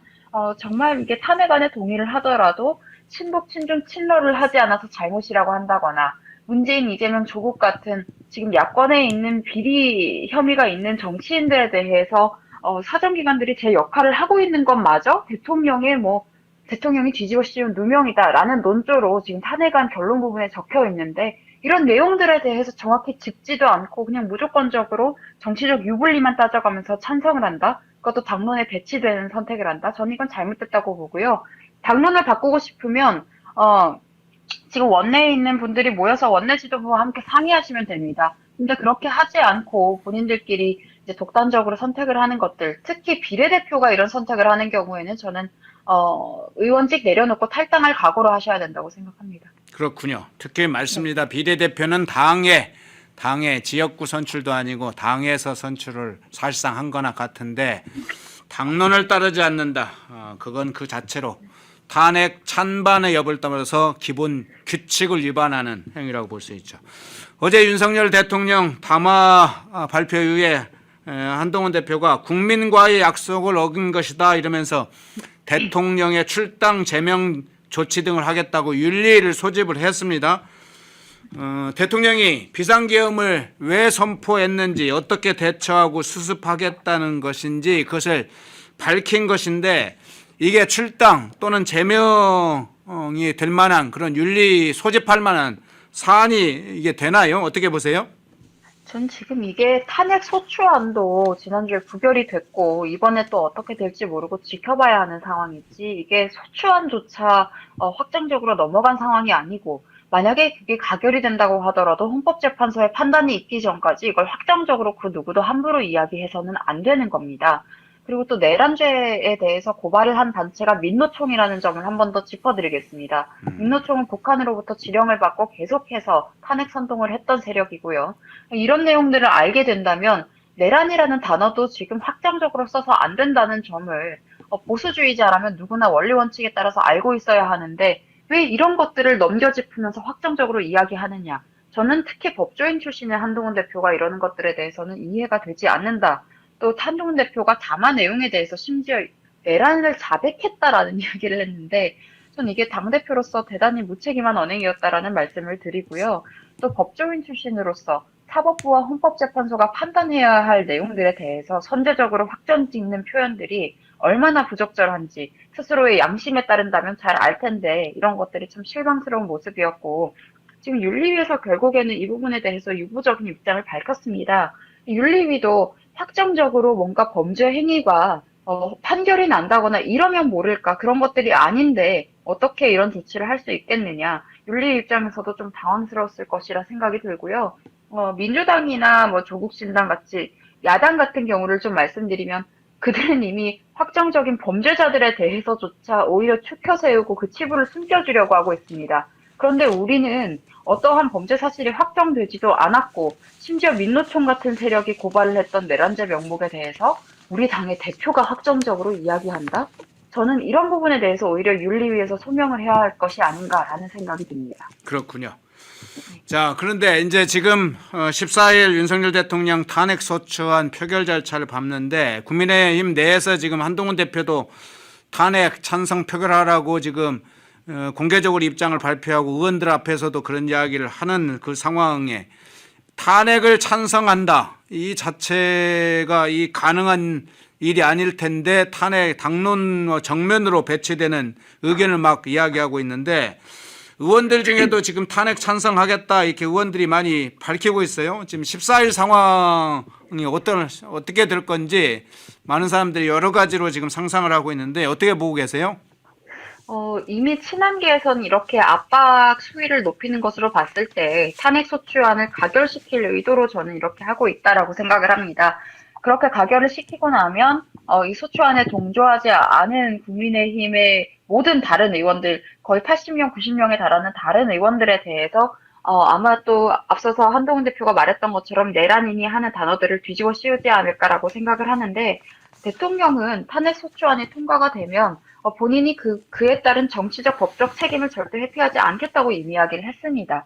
헌재에 출석해서 직접 변론하고 생중계 요청을 하는 것까지 검토 중이라는 것이 어젯밤에 또 속보로 보도가 되기도 했었고요. 그리고 지금 당론이 탄핵 부결이라는 점을 너무 많은 사람들이 그냥 간과하고 있는 것 같은데 당론을 변경하려면 의원들의 3분의 2 이상의 동의가 필요합니다. 그리고 한동훈 대표는 의원이 아니라서 이런 부분에 있어서 지금 본인이 표결할 권한이 없다는 점을 좀 말씀을 드리겠습니다. 네. 그래서 이번에 당론이 배치되는 선택을 뭐 안철수 의원이나 이런 분들은 항상 그렇게 하셨기 때문에 하시겠지만 뭐 한동훈 대표의 측근으로 분류되는 뭐 한지아 의원, 심지어 민주당 하나가 씨의 조카죠. 이런 사람들이 비례대표직을 바꿔서 당론에 배치되는 선택을 했을 경우에는 당연히 저는 의원직 내려놓고 사퇴하고 탈당해야 한다고 생각합니다. 예. 자, 국민의힘 내부 상황도 좀 상당히 그런 문제가 발생해서 아주 심각한 문제로 진입하고 있는 상황까지 봤는데요. 밖에 문제 한번 살펴보겠습니다. 어제 사진 중에 상당히 좀 충격적인 사진 중에 하나가 민노총이 대통령 관저를 진입하겠다고 하면서 경찰이 그걸 바리케이트로 막고 이 민노총 조합원들의 이동을 제지를 하자 도로를 점거하는 상황이 발생했지 않습니까? 근데 과거에 민노총은 2017년에도 뭐 광화문, 안국 일대 헌법재판소가 있는 이곳에 상당히 점거 막 대규모 시위를 하면서 헌재를 압박한 상황도 있었는데 민노총이 지금 대통령 관저 진입부터 시작해서 향후에 혹시 뭐 우려이긴 하지만 대통령께서 탄핵이 된다면 헌법재판소까지 막 찾아가서 상당히 헌재를 위협할 가능성이 있는데 이런 불법 활동이 더 기승을 부릴 것 같아요. 어떻게 보시는지요?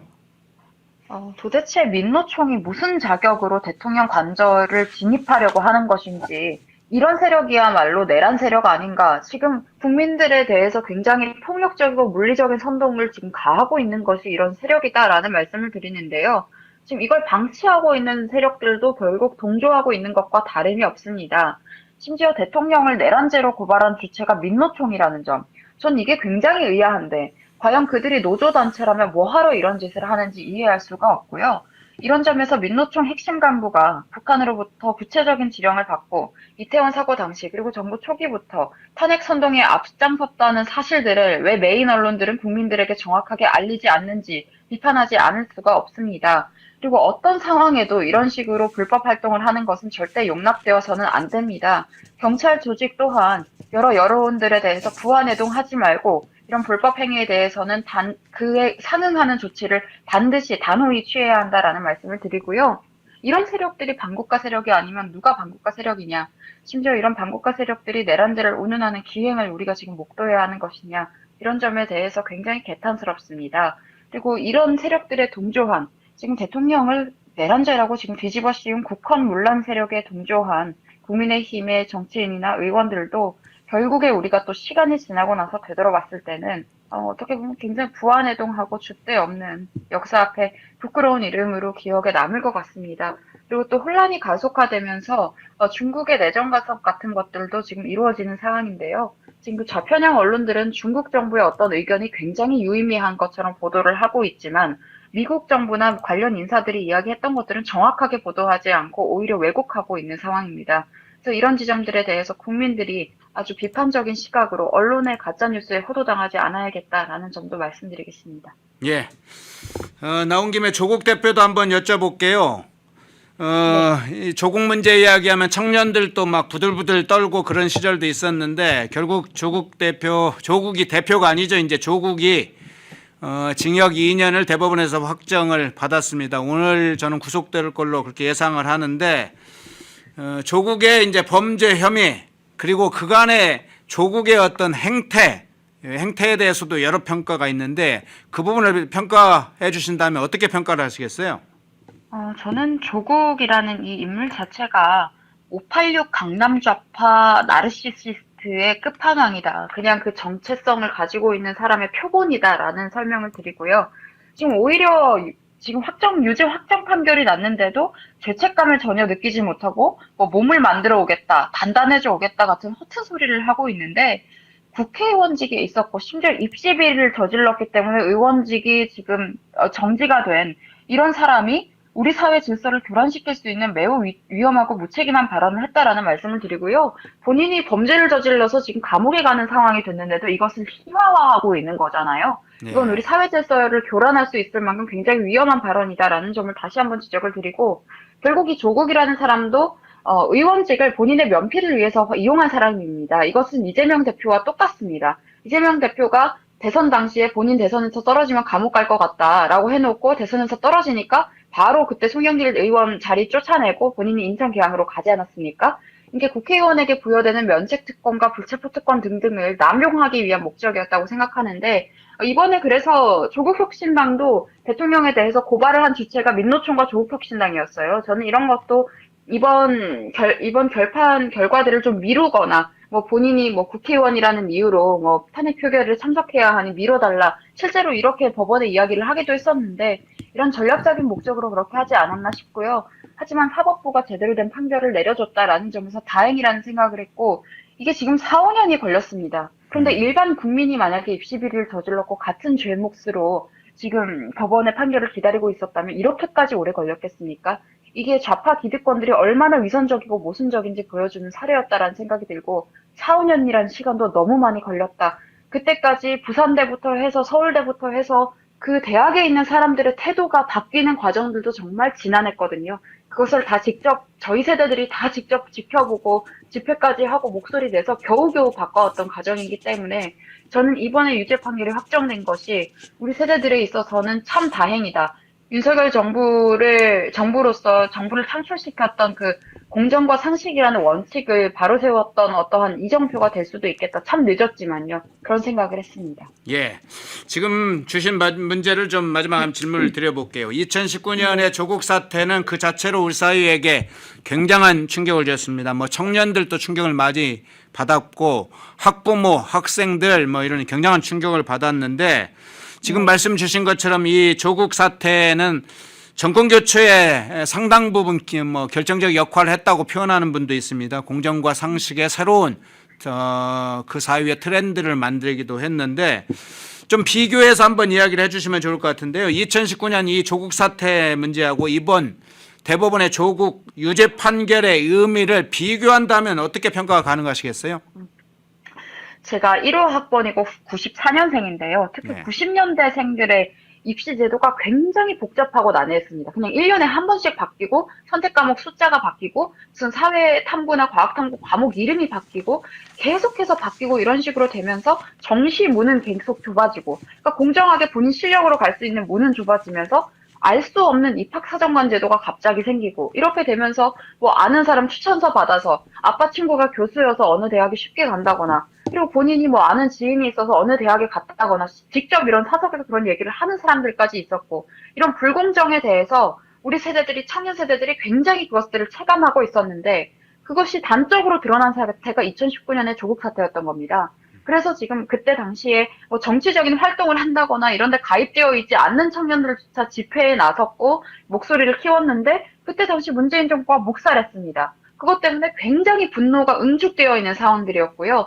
그런데 대선 과정에 있어서 이런 점을 바로잡겠다고 했던 것이 당시 국민의힘 후보 중에 이제 홍준표 시장이 가장 명확하게 이야기를 했고 결국 윤석열 대통령으로 후보가 확정이 되면서 윤석열 대통령도 이런 부분에 대해서 명확히 얘기했습니다. 실제로 윤석열 대통령은 조국 수사에 대해서 이제 지휘권을 가졌던 당사자이기도 하기 때문에 이런 공정과 상식에 대한 열망들이 쌓여서 정권 교체를 이뤘던 점이고요. 그런 점에 있어서 이번 결과가 이런 사법부의 판단이 나온 것은 우리가 정권 교체를 한 결과 가장 중요한 목적 중에 하나가 달성된 지점이기도 하다라고 말씀을 드리고 조국의 유죄 판결은 저는 사법부가 이 시대의 공정과 상식을 마지막으로 그 양심을 지켜냈다라고 생각을 합니다. 그러면서 한편으로는 이 입시 비리를 저지른 당사자인 조민 씨는 왜 처벌을 받지 않는 것이냐 이런 부분들에 대해서는 굉장히 지속적으로 문제가 제기가 되었지만 입학 취소 외에 어떠한 처벌도 받지 않습니다. 당사자는요. 그래서 이런 지점도 우리가 앞으로 법 개정을 한다거나 할 때 반드시 이야기를 해야 된다라는 생각이 들고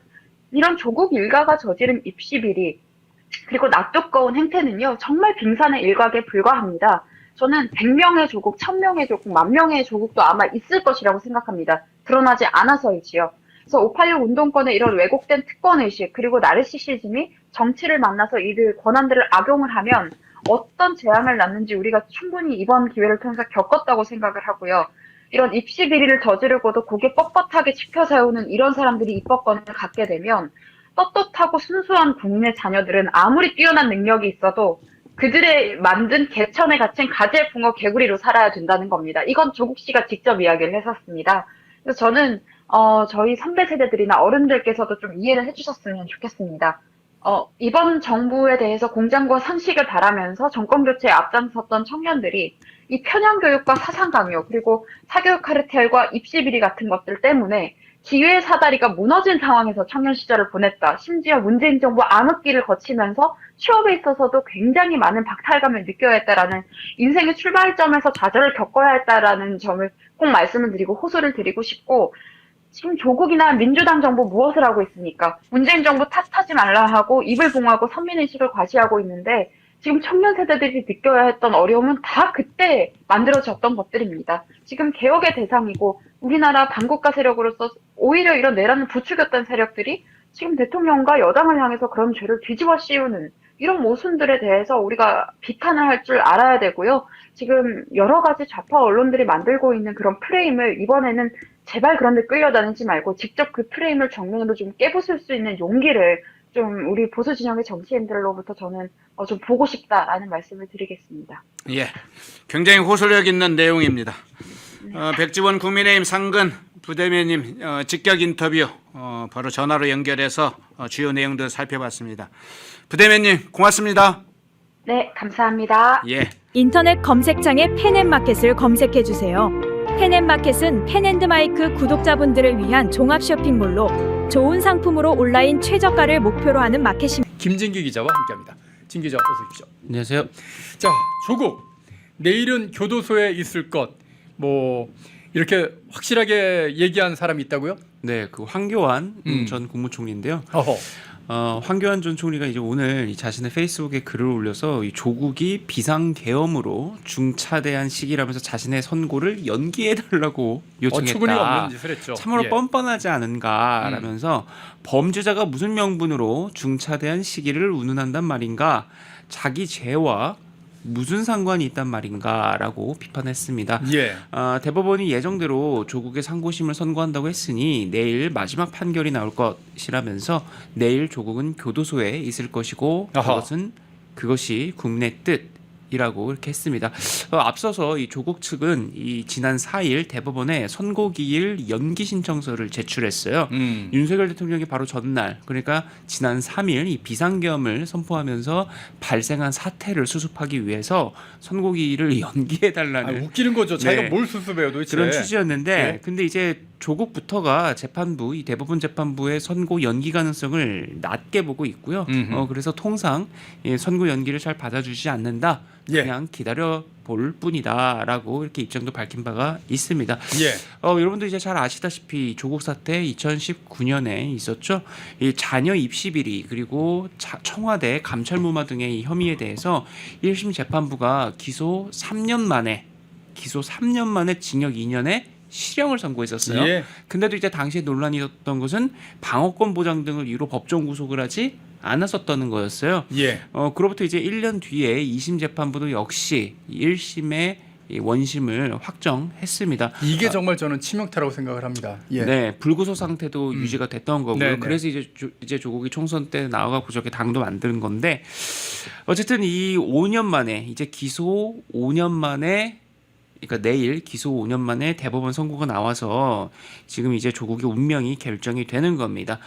지금 항소심에서 선고받은 이 징역 2년의 실형이 이 최종심에서도 확정이 되면 조국은 곧바로 구속이 되고 예. 그 자리에서 이제 구속이 되고 의원직을 잃게 되는 겁니다. 예, 예. 그리고 5년간 피선거권이 박탈돼서 차기 대선 출마도 불가능해져요. 예. 그래서 지금 이게 법조계에서는 어떻게 보냐면 대법원에서 유죄, 이 원심 확정 받을 가능성을 대단히 높게 보고 이미 있습니다. 판결문은 다 써놨습니다 지금. 네, 그래서 지금 항소심까지 판단이 유지됐을 뿐더러 이 공범으로 지목이 됐던 아내, 그러니까 부인 이 정경심 전 교수 같은 경우도, 그리고 최강욱 전 의원 같은 경우도 연이어서 유죄 판결을 받았잖아요. 예. 다 유죄기 때문에 네. 조국이 유죄가 아니면 말이 안 되는 거죠. 그렇습니다. 그리고 그 조국의 부인인 정경심 전 교수에게 이렇게 유죄를 줬던, 그러니까 당시 2심 재판장이 바로 지금 조국 그 대법원 판결을 맡은 이 대법원 선고 주심인 엄상필 대법관이에요. 예. 그러니까 지금 조국의 운명은 사실상 끝장났다라고 보는 거고요. 그래서 지금 당 안팎 일각에서는 이 조국이 구속이 돼서 교도소 깜방 들어가면 조국혁신당이 결국에는 민주당과 합쳐지는 게 아니냐. 어허. 뭐 이런 이 전망도 나오고요. 그런 상황이다라는 겁니다. 그리고 조국은 전해지기로는 내일 대법원에 출석하지 않는다. 안 간대요? 네, 그래서 어허. 변호인이 대신 출석해서 선고를 듣는다라고 하는 소식도 지금 나오고 있습니다.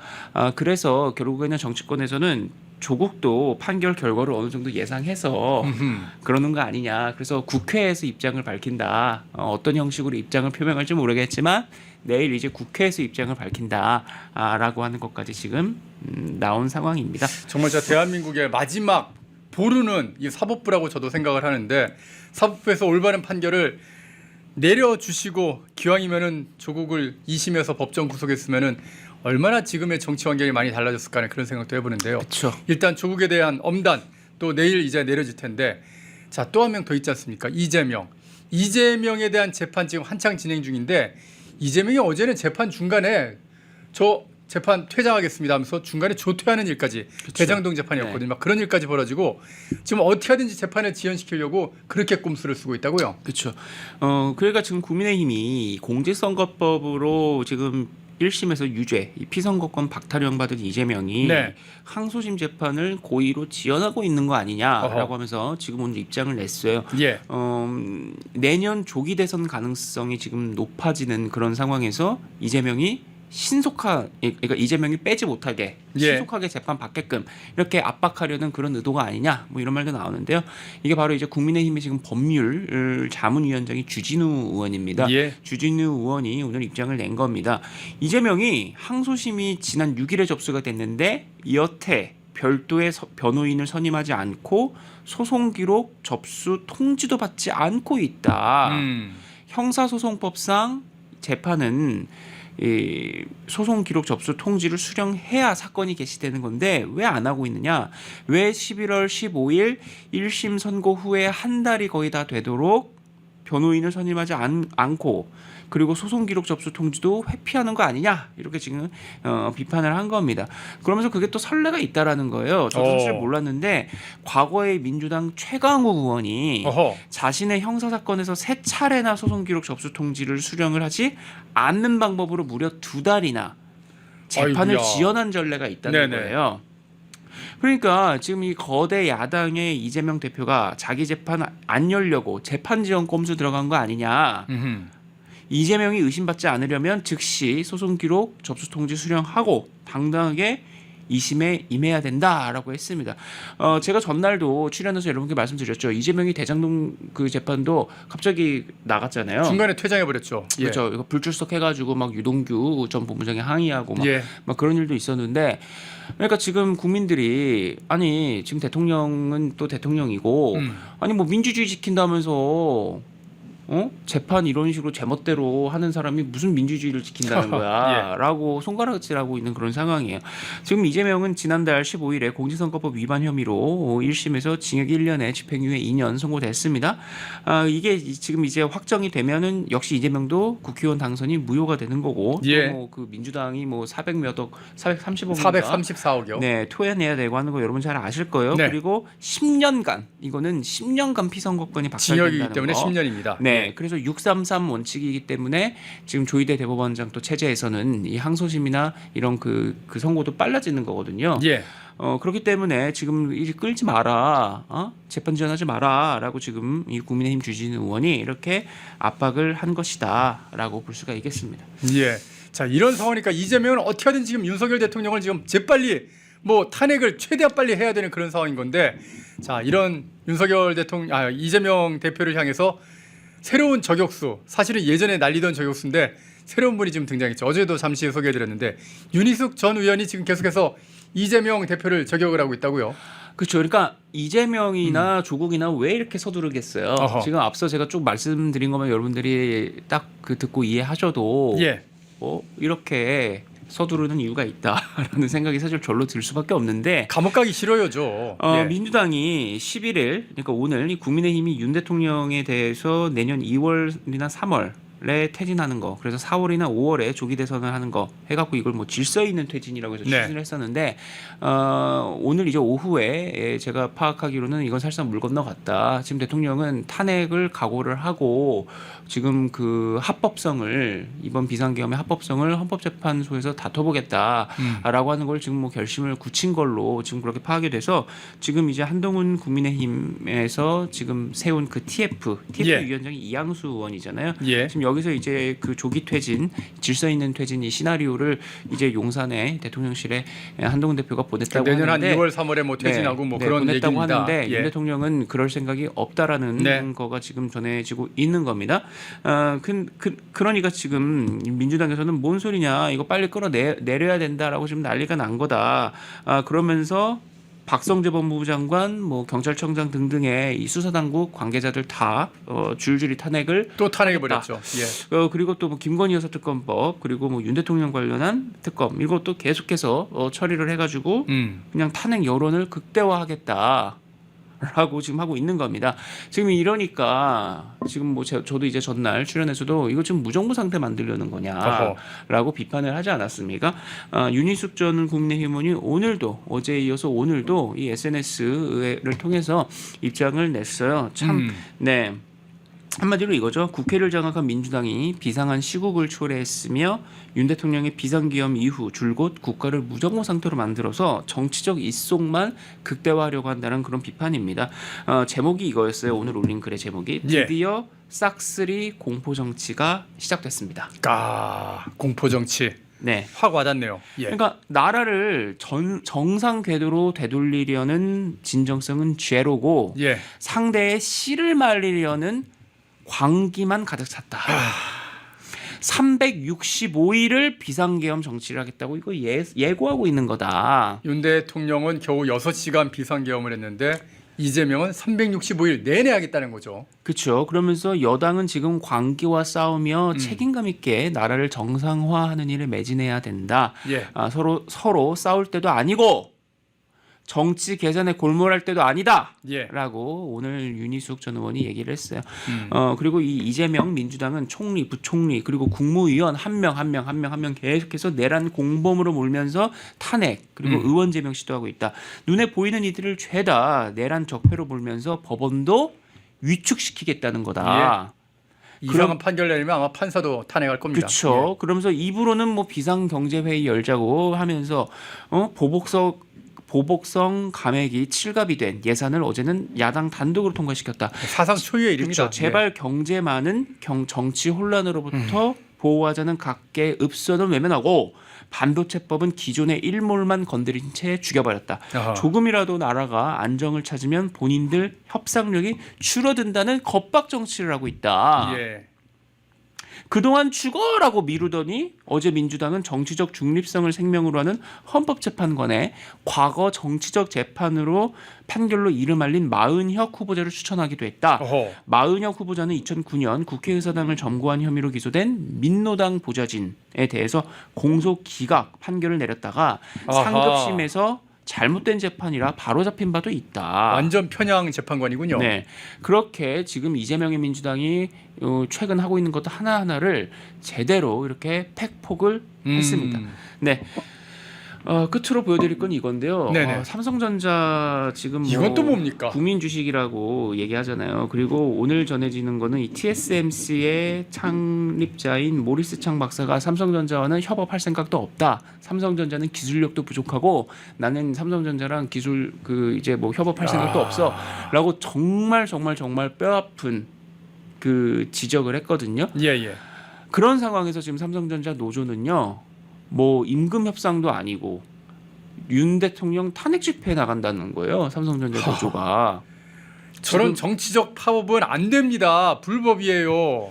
아니 노조가 글쎄요. 아니 지금 삼성전자가 지금 저럴 때냐. 예. 저는 참 저 기사 보면서 저 소식 들으면서 와 너무나도 씁쓸했습니다. 지금 저렇게 정치 집회에 삼성전자가 그 직원들이 지금 나갈 때입니까? 그러니까 이건 정말 좀 비판의 어떤 그 대상이 될 만해서 제가 끝으로 여러분께 요 소식 전해드리려고 준비를 했습니다. 자, 자기 회사 망해도 상관없다는 거나 자기가 속해 있는 나라 망해도 상관없다는 저 민주당이나 다 똑같은 그런 생각을 가진 자들인 것 같습니다. 자, 김진기 기자와 함께 오늘 또 나왔던 바로 내일입니다. 조국 재판과 그리고 이재명의 재판 지연을 위한 꼼수들 여러분께 소식 전해드렸습니다. 진 기자 소식 잘 들었습니다. 감사합니다.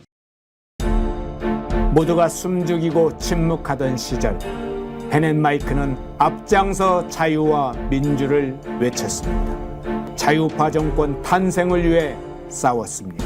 2024년에도 펜앤마이크는 쉼없이 달려갑니다. 민주주의 체제수호의 선봉이 되겠습니다.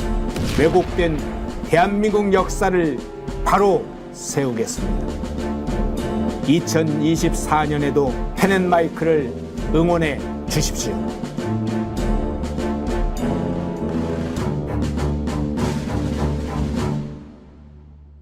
인터넷 검색창에 펜앤마켓을 검색해 주세요.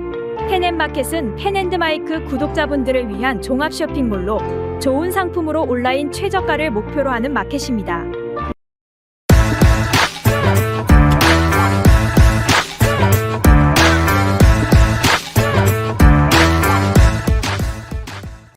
그러니까 일단 오늘 조국 대표 2심이 아니죠. 죄송합니다.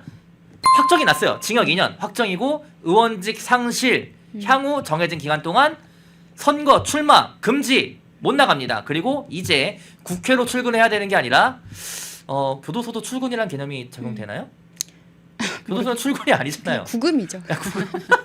네, 거기서 거주하는 예, 이제 그 교도소 생활을 하셔야 되는 조국 대표가 됐는데 조국 대표의 최종 판결 어떻게 보시나요?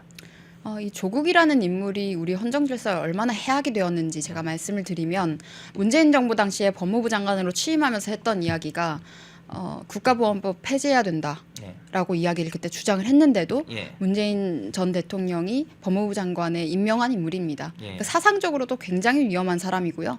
그런데 이런 사람이 본인의 사익을 위해서 심지어 딸 자녀들의 입시 비리를 저질렀다는 것 자체가 특히 당시에 우리 세대가 특히 얼마나 분노했습니까? 예. 그때 진짜 입시 정책 뻑하면 바뀌고 정시 다 줄여버리고 이게 공정한 기회는 점점 문이 닫히고 있는데 공정의 사다리가 없어졌어요. 네, 당장 그 정부의 기득권은 본인의 자녀를 입시 비리로 뭐 의전원인가요? 거기까지 찔러 넣었잖아요. 그리고 그 조국 대표의 자녀인 그 조민, 입시 비리의 당사자인 사람은 또 처벌을 받지 않아요. 예. 당사자는 처벌을 받지 않는데 그분이 유튜브에서 직접 이야기했던 게 수능 준비를 해본 적이 없답니다.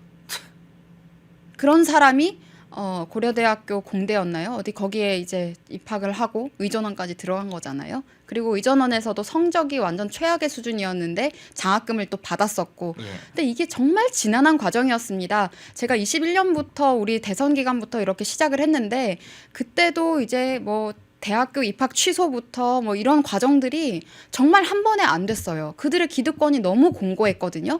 그런데 마침내 조국이 이제 최종 판결을 받았다는 것은 이 모든 과정을 지켜온 특히 우리 세대들에게는 아주 기념비적인 일이라는 생각을 하고요. 이게 586 운동권의 왜곡된 특권의식과 나르시시즘의 상징이 저는 조국이라는 인물이라고 생각을 합니다. 그래서 그런 세력들이 어떻게 사법부의 판단을 받았는지를 보여주는 사건이기 때문에 조국 개인이라기보다는 그 세력들의 그러한 지금까지의 만행들에 대한 어떤 처벌이 이루어진 것으로 저는 오히려 보여지고 느껴지고 있고요. 네. 또 지금 참 그들이 저지른 것들 바로잡아야 될 게 굉장히 많습니다. 그런데 이걸 제대로 알고 있는 사람이 우리 당에 많은지는 잘 모르겠는데 글쎄요. 저는 국민들을 굉장히 우습게 알고 이렇게 본인들의 기득권을 지키기 위해서 파렴치한 짓을 하고 법을 바꿔가고 면책특권, 불체포특권 이용하려고 또 국회의원직에 올라가고 그거는 이 이재명 대표도 똑같잖아요. 예. 당시에 송영길 당대표 자리 뺏어가지고 인천 계양에 갔던 거 아닙니까?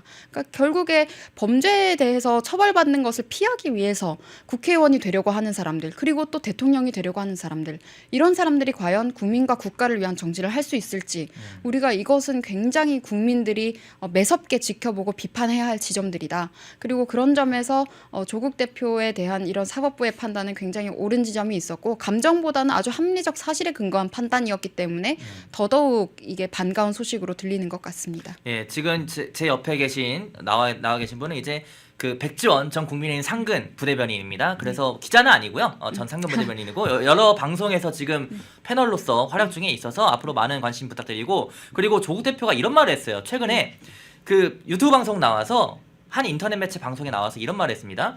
교도소 가면 어떻게 하냐? 징역 확정 나서 교도소 가면 어떻게 할 거냐 이랬더니 뭐라 답변했냐면요. 뭐 푸시업 좀 하고 그런 말을 했어요. 푸시업 좀 하고 뭐 그렇게 지내야 되지 않을까 이런 말을 했어요. 네. 아니 조국 대표 푸시업 왜 이렇게 좋아해요? 아니 철봉 사진도 올렸더니 저번에 푸시업 너무 좋아하는 거 아니에요 이거? 네, 진짜 이게 586 강남 좌파 나르시시스트의 끝판왕이다. 이렇게 한 문장으로 말씀드리고 예. 본인의 대학 시절을 아직 잊지 못하는 것 같아요. 정서적으로는 20살에 멈춰 있는 것 같아요. 아니 나이가 몇인데 20살에 멈춰 있으면 되나요? 그런 사람들이 우리 정치권에 굉장히 많습니다. 거울 보고 많은 생각 안 들까요? 더 말은 안 하겠습니다. 외모 조롱이 될 수 있기 때문에. 네, 나르시시즘은 사실 이게 그거잖아요. 그리스 신화 속에서 나오는 우물인가요? 본인한테 취한다. 예, 호수 속에 비친 본인의 얼굴을 보면서 와 너무 잘생겼다 이러면서 취하는 그것에서 유래가 된 것인데 사실 정치인들 중에 나르시즘이라는 비판을 받은 정치인이 몇 없어요. 우리나라 정치를 보면은 네. 거의 유일하지 않을까요, 조국 대표가? 근데 몇 있는 것 같아요. 그래요? 제가 굳이 지명은 하지 않겠지만 몇 있습니다. 우리 당에도 있다고 생각합니다. 저 바로 떠올랐어요. 네, 거기까지만 하겠습니다. 네, 그리고 또 오늘 뭐 더 코멘트 하실 내용이 있으실까요? 지금 뭐 계엄이 워낙 이제 일상적이지 않고 충격적인 상황이었다고 많은 분들이 인식을 하고 계신 것 같은데요. 예. 앞으로 이제 그런 부분들에 대해서 대통령의 통치행위였기 때문에 이 부분에 대한 법적인 판단이든 이제 헌법적인 판단이든 이것은 기다려 보시면 되고, 예. 근데 이 계엄이라는 극단적인 상황에 치달은 배경이 우리가 조금 더 주목해야 됩니다. 그 이유와 배경에 대해서 정말 치밀하게 공부를 해야 되고요. 네. 문재인 정부 당시에 국정원의 대공수사권을 폐지하고 네. 그때 당시에 국정원을 무력화했던 박선원 당시 1차장이 지금 민주당 의원이잖아요. 의원이고요. 국방위 소속입니다. 아. 그리고 이 사람 국보법 위반으로 전과가 있는 사람입니다. 근데 이런 이미 사람이 전과가 있어요? 네, 이런 사람이 이번에 우리 투스타, 쓰리스타 세워놓고 우리 정보요원의 이름을 발설을 한다거나 이런 식으로 이야기를 했어요. 과연 이 그림이 맞는지 잘 모르겠습니다. 과거에 사실상 내란 세력이었던 사람들이 이제 와서 다른 사람들에게 또 내란 세력이라고 하고 있는 이 아이러니에 대해서 우리가 좀 깨어있는 지성으로 바라봐야 된다 말씀을 드리고, 이게 탄핵을 반대한다거나 저러한 민주당이 입법 폭주에 항거하고 있는 이런 국민의힘에 있는 의원들이라든지 보수 쪽에 있는 정치인들은 지금 윤석열이라는 이 개인을 살리느냐 죽이느냐의 문제를 이야기하는 것이 아닙니다. 이게 지금 다시 한번 저들의 손에 넘어가게 되면요, 정말 돌이킬 수 없는 상태로 나라가 망가질 수 있기 때문에 이것은 우리 모두, 그러니까 이 국가 존립에 대한 문제로 저는 접근을 하고 바라보고 있기 때문에요. 이런 점을 좀 알아봐 주셔야 될 것 같고, 탄핵 소추에 대해서도 이것은 지금 표결권을 가진 국회에서 정할 문제입니다. 뭐 저에게도 막 협박 DM 같은 게 와요. 야당 지지자들이 뭐 탄핵에 대해서 가서 뭐 찬성표를 던지라 이런 식으로 오는데, 탄핵에 대해서 찬성표를 던지든 반대표를 던지든 국회의원이어야 표결권이 생깁니다. 이것부터 알아야 되는 거예요. 네. 저는 이것도 명확히 짚어드리고 싶고, 표결에 참석하지 않는 것 또한 본인의 의사표현의 방식입니다. 이 민주주의라는 게 아무리 싫어도, 내가 아무리 수용할 수 없어도 다른 의견을 가진 사람이 존재한다는 것, 그리고 그 사람들이 그 얘기를 왜 하는지 근거와 논리에 대해서는 한번 들어봐야 된다는 것, 그런 점을 좀 말씀을 드리고 싶어요. 왜냐하면 지금 이 상황이 극단적으로 치달으면서 정치인들에 대해서 가족 살해 협박이라든지 이런 것들까지 지금 있잖아요. 맞아요. 그건 정말 지양되어야 되고, 김재섭 의원 같은 경우에는 네. 문 앞까지 그냥 네, 그런 식의 사상 검증 같은 것들은, 사상 검증은 네, 홍위병과 다를 바가 없는 거예요. 공산당이, 이건 진짜 중국 공산당의 모습과 너무 닮아 있는 것이기 때문에 이런 모습들은 반드시 지양되어야 되고, 지금 국회의원들이 본인 스스로 국민의 대표라는 책임감을 갖고 있으면 각자 이제 의사를 정할 때도, 당론을 정할 때도 본인들의 이제 어떠한 논리라든지 책임감을 가지고 정할 것이기 때문에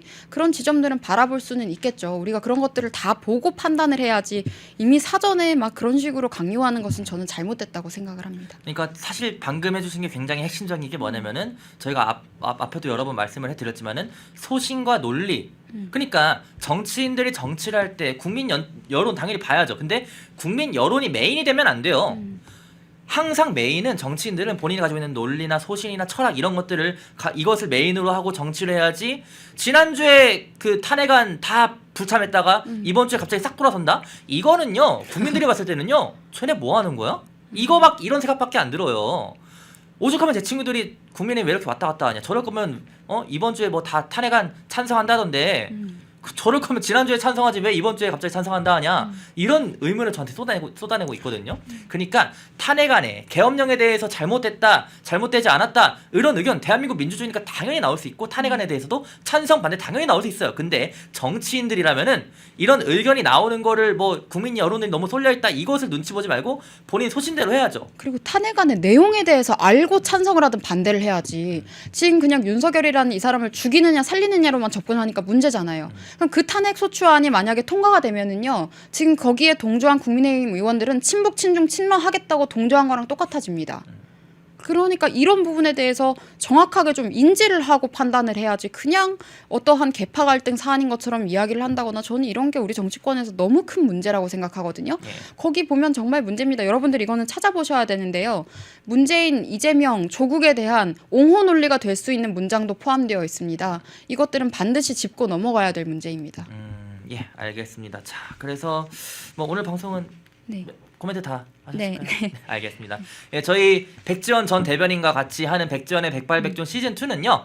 매주 목요일 오후 2시에 펜앤마이크 유튜브 채널 통해서만 생중계되고 있습니다.